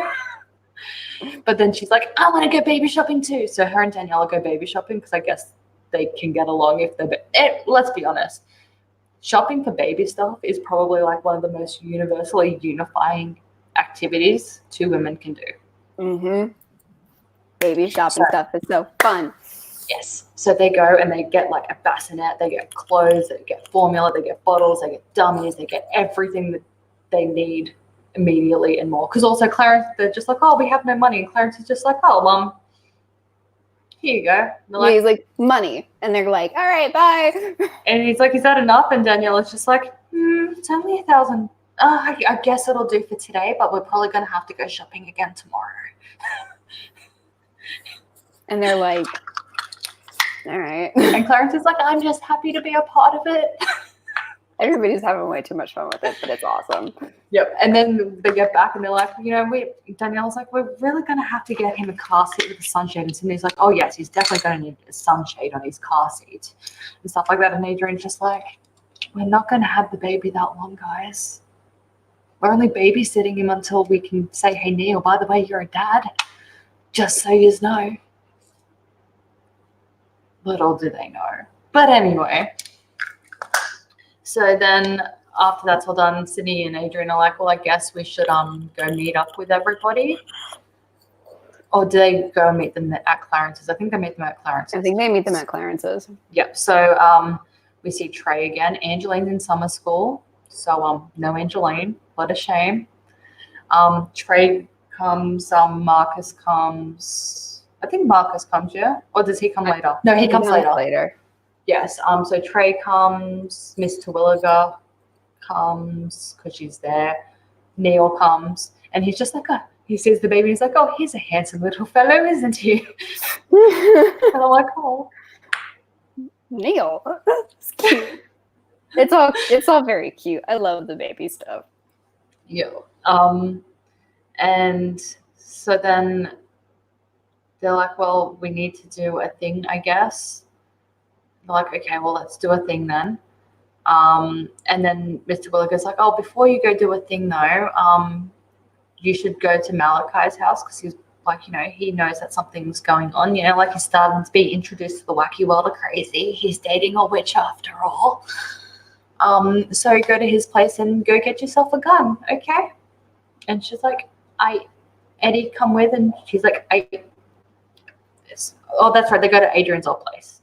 So yes. Then Adrian's going back to Clarence's, and Eddie and Sydney are going to Malachi's, and they go knock on the door, and there's no answer, but they can hear all the chihuahuas, and they're like, maybe he knew we were coming, so he's already around back in the weapons shed. So they go to the weapons shed, but bam, there's a big explosion, and it's like, whoa. They're like, no, and Alicia's there, and she's like, ha ha ha ha, I tricked you, etc. etc. And she's like, I shall magically kill you now. And Cindy's like, where's Jill? And she's like, she's listening to Psalms, but you don't need to worry about that because you're going to be dead soon. And she's like, okay, that the Psalms comment is really weird, but cool. So then it's like magic battle, and Eddie's like, argh! But then she freezes Eddie while he's like, argh! It's like he's got, I think a bat or an axe or something. He's got some sort of thing, and so he's like about to leap at her and jump, and she's like, freeze, motherfucker. So he's like stuck in a statue, and every time Sydney does like a spell at her, she like mirrors the spell back at Sydney, and Sydney's like, she's trying to exhaust me. That's a bit rude. So then she waits until Alicia is about to do a freeze motherfucker spell at her, and then she does the mirror spell, and Alicia's like, no, but then she freezes like in a no motion. But the whole place is burning because, no, just before she's about to do that, we get to see We get what to see a the herd attack of attack chihuahuas can do. And Malachi's like, sorry it took me so long. I had to wait for these guys to north room my ropes. So then they start yipping at her ankles and stuff, and then she's like, okay, fine, enough with this freeze, motherfucker. And then she gets frozen herself, and then Wolf's like, what are we doing? She's like, get Eddie, get him out of here. The building's going down. He's like, okay. So like Malachi Wolf and like his little chihuahuas are like pushing and pulling Eddie, and she's like, I guess I should get Alicia too. So she starts dragging Alicia's statue out. And at that point, everyone else rocks up because Sydney, as soon as the explosion happened, she texted Miss T saying help. So Yeah, like Adrian, like all the witches come, and they're there, and they're like, oh well, look, I guess she's solved now. But we need to find out where the hell Jill is. And she's like, oh, she said something about listening to Psalms. And Trey's like, that sounds like the Warriors. So they're like, okay, well, I guess we'll go on. I guess we need Marcus then. So they get in contact with Marcus, and the witches are like, well, we're going to keep her in statue form. We're going to let her stay there for like that for a couple days, see if that'll weaken her. And then we can bring her out and question her. Mm-hmm. And in the meantime, Sydney and Adrian go to meet with Marcus, and it goes well. They're like, oh, look, they're going to be recruiting soon. So, like, you and Eddie can do a recruit. And a sneak.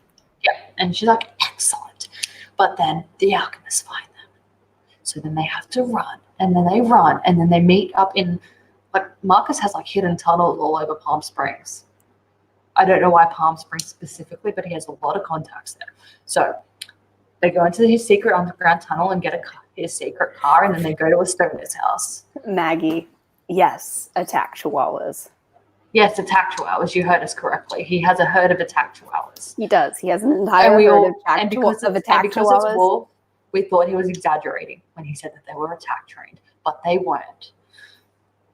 Like, it was great. Because like when you first meet him, he's like, no, they are trained attack chihuahuas. And you're like, yeah, okay. Because he spouted so much bullshit about everything, like Silvertooth Sally. That story wasn't true. I believe him.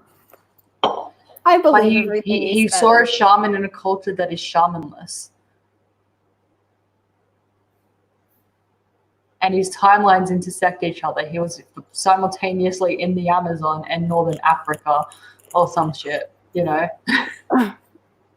I believe him. Why not? He's Malachi Wolf. I want a series about Malachi Wolf. Just like, I want a comic book series about Malachi Wolf. Yeah, just a short story series. With graphic novels of Malachi Wolf and his fucking attack chihuahuas. That would be amazing. It would be. The Palm Springs vigilante. Like, I want to see it. I know he was there in a shamanless culture, but I believe him, okay? I believe in Malachi Wolf. I can't help it. So after that, if we don't believe in Malachi Wolf, what is there? What is there to believe in, Bae? Nothing. Exactly. You're right. But yes, chihuahuas were in fact attack trained. And they were also trained to gnaw through ropes.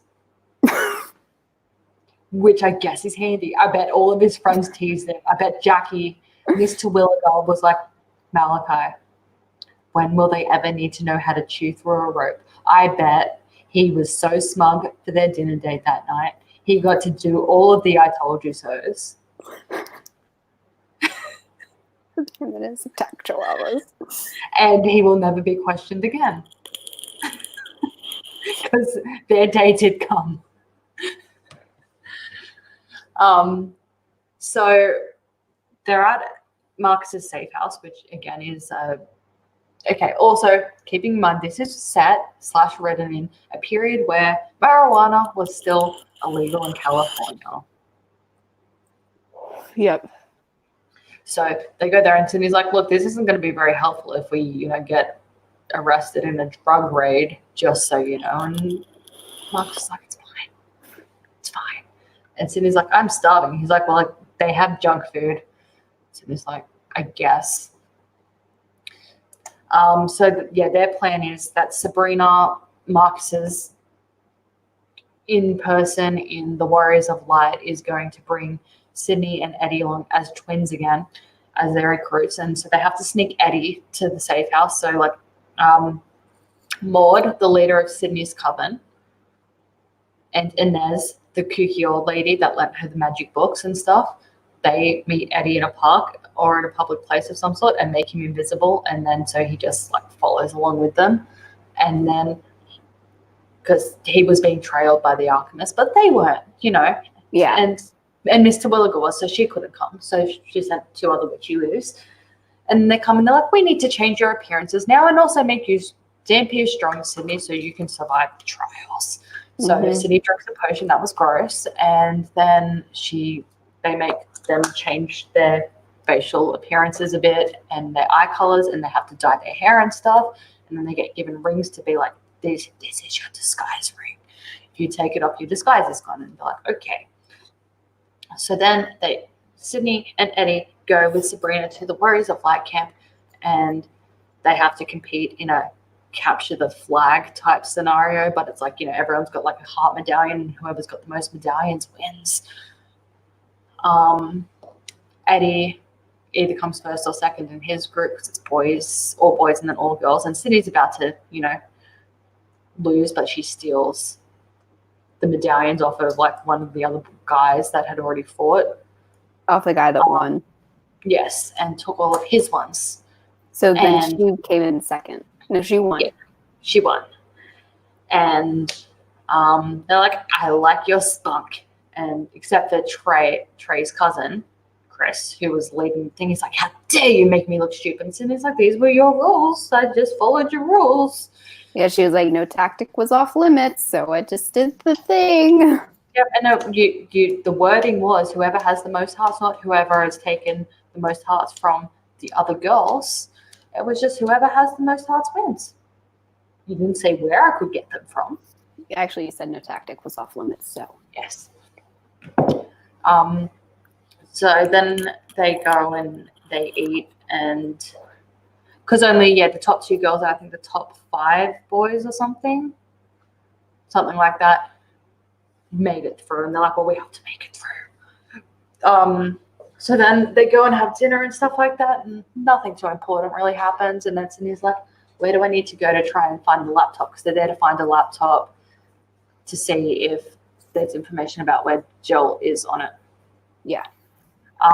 And Sabrina's like, that building. You're just like, excellent. So then, they go to bed, and Sydney gets up and she turns herself invisible and she does a sleuth. And she's like, okay, let's find the laptop now, shall we? And she finds where the laptop is, but unfortunately a council meeting is happening. And she's like, well, damn it. So then she gets to sit there and listen to the council meeting. And she hears a conversation about that heavily implies that the vampire blood tattoos from the first book are a thing that some naughty alchemists are going to give the warriors. Yep. And they also mentioned about Jill. They didn't mention her by name, but based on the context, you could tell it was about Jill. And then Sydney's like, okay, I need that laptop, but he's going to lock it. So what do I need to do? And she goes and finds Eddie and Sabrina, and she's like, hey, Sabrina, do you mind if your cover's blown? And Sabrina's like, nope. And she's like, excellent. So the Photianas, like the demonic wasp things, Sydney's like, I summoned thee, and they were summoned. And they attacked the camp. And the warrior's like, it's Armageddon! It's the end of days! Lord save us! So then they run and get their weapons cabinet, and like so Sydney's just like yeets back to where the council were meeting. And she gets there and she's like, my laptop. And then one of the elders is like, it's you. And she's like, my laptop. And then she runs. That's what happens. It is what happens. My laptop. And then she eats. Yeah, and then Sabrina takes the laptop to Marcus, and Sydney is having a snooze. And we'll cut back to Adrian because stuff happened with Adrian while they were away at camp. So Adrian went to interrogate Alicia with the others, and he had to like do a bit of compulsion on her, and he almost lost his cool and almost went crazy, and he's like, pull it back. Don't want to be like Nina. So he pulls it back. Yeah. And all they manage to get from Alicia is there's too many there's too much protection. You'll never get to her. She's in Utah. Like I can't remember which city it was, but she gave a specific city in Utah. Yeah. Oh, also we forgot way earlier on, around like the Ha Ha Tonka time. Oh yeah, she yeets into Zoe. She runs in. She's about to go and get coffee from a gas station and looks inside and sees her dad, and she's like, nope, and went to like, hard turn and walk away, and she runs smack into Zoe, and Zoe's like, what are you doing here? And she's like, what are you doing here? And she's like, we're going to the compound and blah, and she's like, oh well, I'm trying to avoid him. Please don't tell him. And she's like, were you really tortured? And she's like, yeah. She's like, I'm really, really sorry, but you better run because I don't want Daddy to see you. Goodbye. Mm-hmm. And then and he's like, Sydney, get away from her. Let's go. And then they go. Sorry. So they get the city and everything, and then Adrian's like, okay. And so then they turn Alicia back into a statue. And then Adrian, what's up? What's Ruby and Circly? Their wedding rings. Okay, moving on. Okay. Do you know what's silvery and shadowy?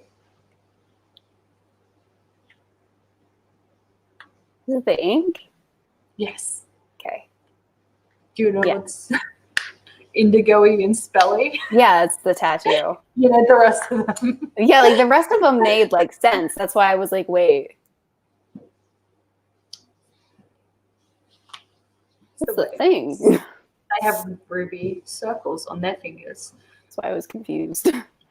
Yeah, it took me a minute the first time. I was like, oh, okay, I get you. Because also Adrian's holding on to their wedding rings and then he gives them back. Because then, so they go to, so she's back at Marcus's safe house and Adrian's like, okay, well, I've got to get to Sydney. And she's like, we've got the blueprints, we've got this, we've got that, we've got all the defenses, we've got everything except where Jill actually is. And then he's like, well, what a fucking coinkadink. That's the only bit of information I got. And it's like, yay, we can finish. Like, this was the point where I was like, yay, we can finish the fucking book. Well, then Sydney's like, we need alchemist help. So she goes to a payphone because there was another very interesting thing on the laptop, the names of the alchemists that are working with the Warriors of Light, with the tattoo stuff. And she's like, very interesting indeed. So then her and Eddie are like at a payphone, and she's like, Stanton, it's Sydney. And she's like, well, it's you, Sydney. And Sydney's like, you have 1 hour to make a decision. This is what I know. Here are 2 names. You'll get the other 2 if you do as I say. I'll speak to you in an hour. Yeah. And so then they go to pies and stuff and have some pie. And stuff. And stuff. And Sydney buys a mug because that's where her and Adrian, fed Hopper when they first made a Hopper and stuff. And they had cute moments there. And they almost kissed until Sydney's like, you need to find a better place than pies and stuff. So then, and then she calls Stan and Stan's like, look, those 2 names you gave me checked out. We want the other 2 names. So we will do what you say. And Sydney's like, I want immunity for me and all my other re-education peeps because I also have all this other information and blah, blah, blah, and so on and so forth. And Stan's like, look, best I can do is immunity for you and Adrian during the course of the rescue mission. We can discuss the rest later. And Sydney's like, that'll do, pig. That'll do. Yeah. So then she goes back, finds Adrian, and she's like, I've got us a mug for when we actually get a house. It's from Pies and Stuff. And he's like, I can't believe you went to Pies and Stuff without me. But thank you for my mug. So then they all go so then they also call Rose and like, oh yeah, I guess Rose, that you can like finally come and do something now so you don't have to babysit. Hooray.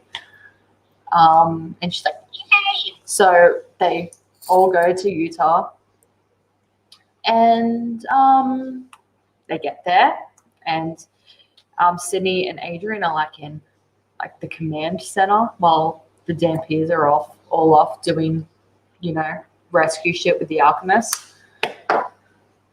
And who is there but Zoe and Daddy? And Zoe's like, "Hi, Sydney," and Daddy's like, "Zoe, enough." And then you can like every time someone refers to her as Mrs. Ivashkov or Sydney Ivashkov, he's just like, It's funny. And then Sydney gets a call through the radio, and it's Eddie, and he's like, "I think I need you here." And she's like, "Why?" And he's like, "Because it smells like Mr. Williger's house." And everyone's like, "You think Jackie's in on this?" And she goes, "No, you numpties, there's magic." So they go, and it's a big fuck off demon. It's a big Hydra demon. And Yep. Sydney's like, "Well, guys, I need to, you know, distract it with fireballs, and someone needs to go get Jill. That's all we can do." Yeah. And the boy's like, "I shall go." And Rosie's like, "Look, I'm faster than you. I'm smaller than you. And I think it's best if we give the Hydra demon as few things to try and kill as possible. You guys be there in case you need to jump in." And they're like, "Okay, fine, I guess." So then, you know, Sydney's like, "Fireball." And Rosie's like, "Bleh." And then she like drags Jill out, and Jill's like half dead because she's half starved. But she can't get her out. And so Adrian's like, "Compulsion," and he's compulsioning the demon, and then he goes crazy. And Sydney's like, "Come back to me," because Jill's out of there by now. And Sydney's like, "Come back," and Adrian's like, "But I have all the power. I can control the world. I can fix everything." And he goes crazy for a minute, and then he passes out. Mm-hmm. And then he comes back to himself, and it's fine. Yeah, everything's fine. Blood. He just needs blood. It's good. We're fine. So Jill gets her blood, then Adrian gets her blood, and Jill's just like, "You found me." And then her and Eddie have like, you know, like, "I love you, boo," and "I love you, boo," too, and it's cute. But it happens off screen, so Bay didn't have to gag, which is nice. Or did it make you gag just watching it from afar? No, it didn't make me gag. Excellent. I didn't have to watch it. Yeah, and then Sydney's like, "I almost lost you, Adrian," and he's like, "I know. I'll never do that again." They're like, "Okay." Oh, also, in the meantime, while Sydney and Eddie were away at camp, Adrian also told Neil, he's like, "Oh, by the way, your dad, Olive's dead, and the kid's magic."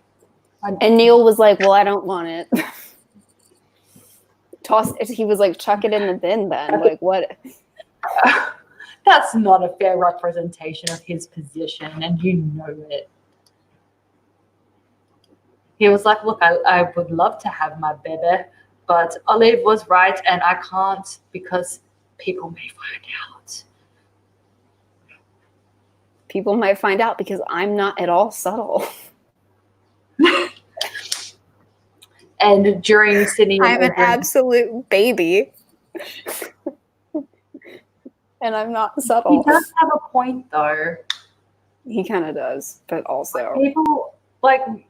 I mean, yes, there's a good chance that no one would piece it together, but there's a good chance that someone would. Plus, also, Adrian said that Declan's aura is like nothing he's ever freaking seen before. And who knows how Sonia will react as soon as she sees that aura, because we both know that when it comes to her scientific discoveries, no boundaries shall be respected. Yeah. So, you know. So Adrian's like, well, now that this is all over, we're going to have to chat with Neil. And they're like, "Where is Neil?" And Dimitri's like, "I don't know. I thought he was with you." And they're like, "I thought he was with you." And it's like, wait, did we talk about Sydney's dad? Oh, that's okay. right. So this is what happens.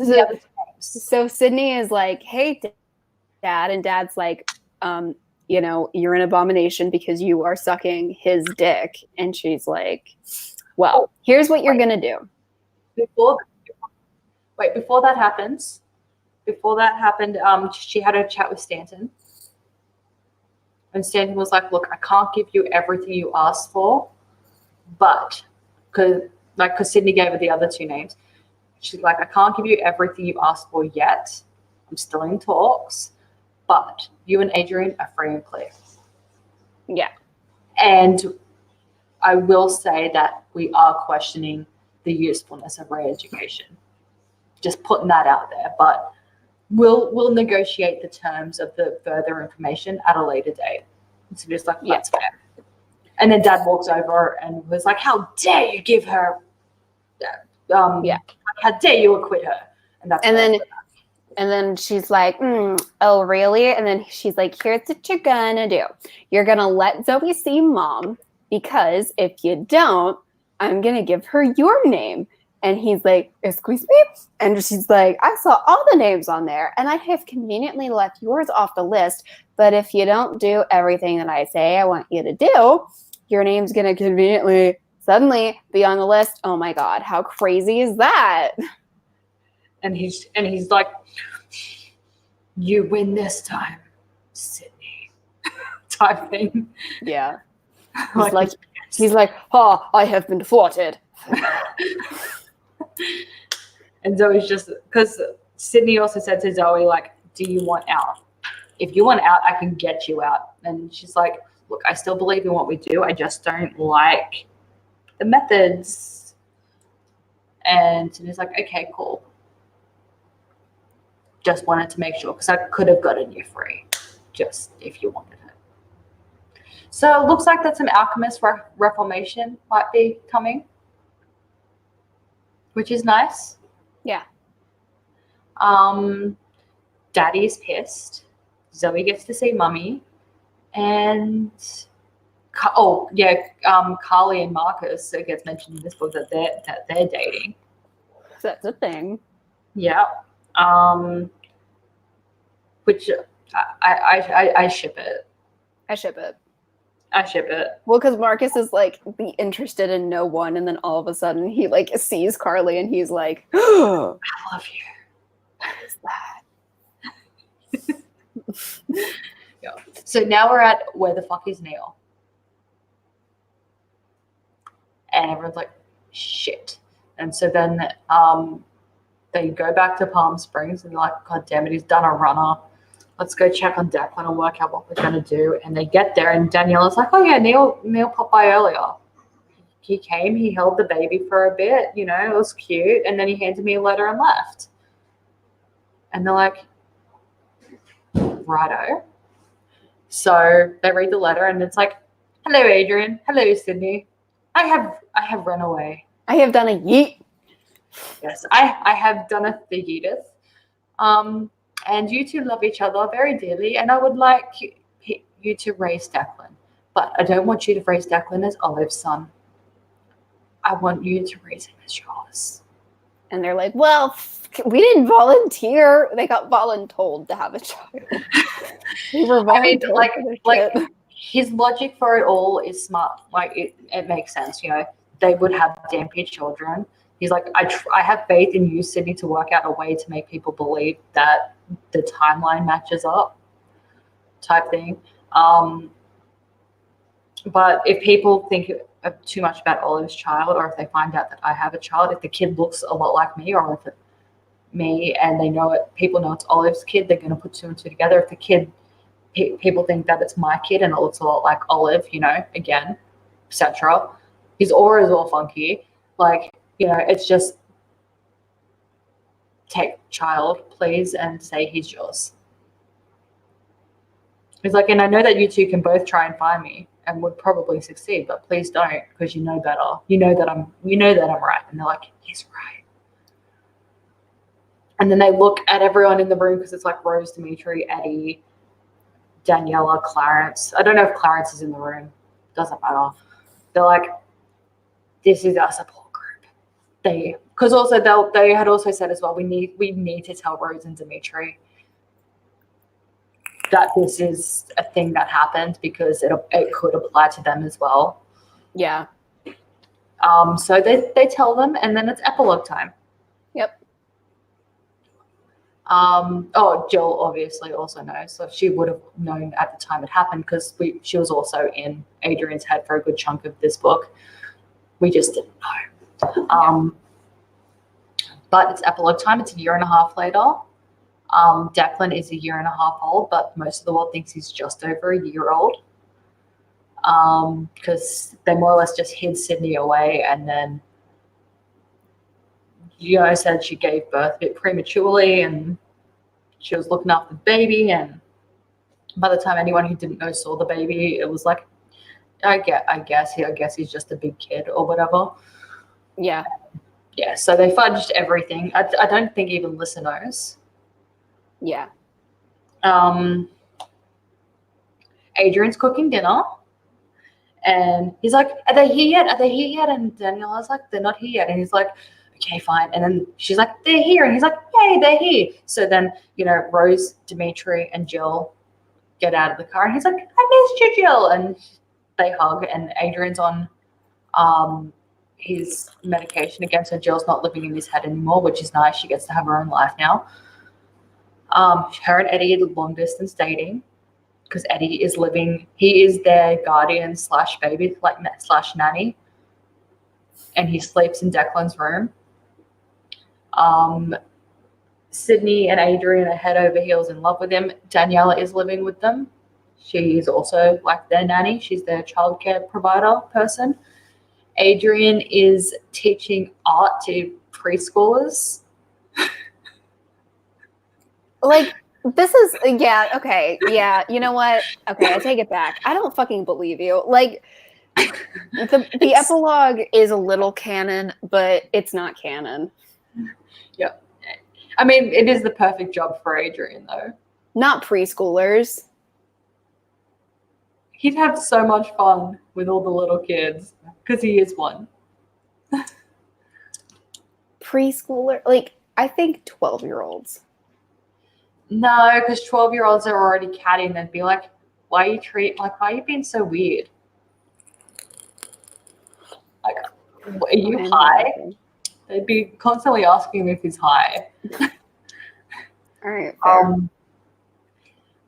Sydney is going to college and is interning at an art museum.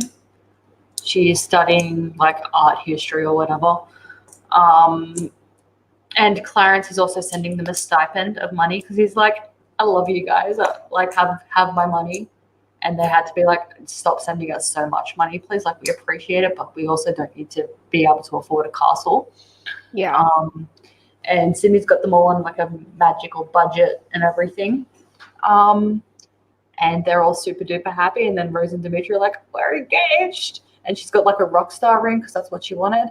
But she's embarrassed to wear the rock star ring as well. So Rose doesn't know what she wants. So I guess that's consistent.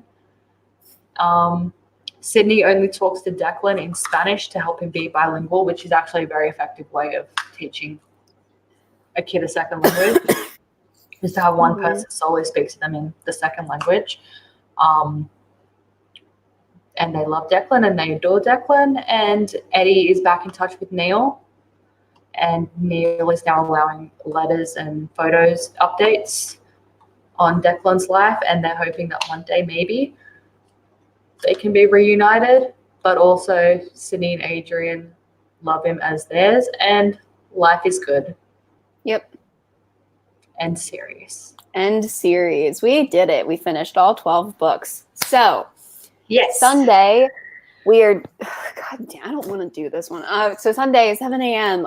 Eastern Standard Time, we will be doing The Lost Sisters by Holly Black, which is literally It'll just be a short one. It'll be pretty short. And then we will be doing The Wicked King Wednesday at our normal time. Obviously, that's subject to change as usual. And then the week after that, we were doing the Prince of Thorns. Yes. I'm so excited. Yay. So I am cautiously optimistic, because you're super duper excited, so that should mean it's good. But you're also super duper excited about the Revenant. I don't know how you're I genuinely don't know how you're gonna feel about the Broken Empire series. For the most part, our tastes are pretty on par with each other.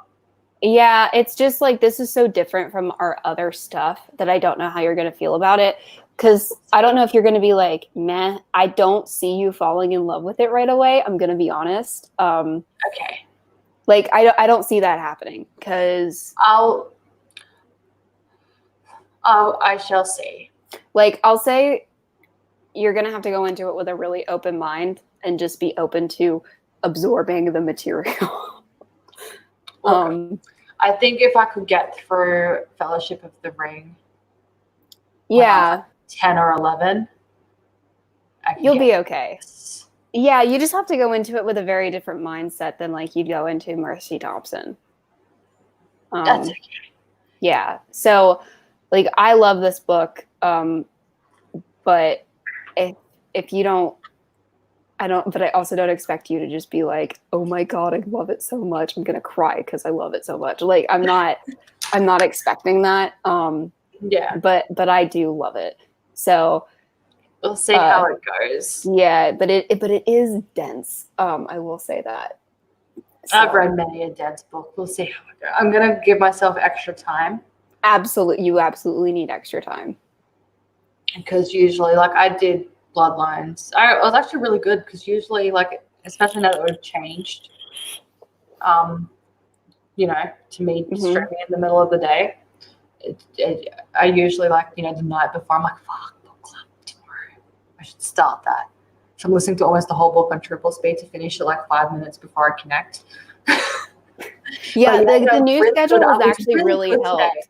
Like, yeah, the old schedule was great in terms for me reading, like listening to the books, because I just started that morning and by that night it'd be done.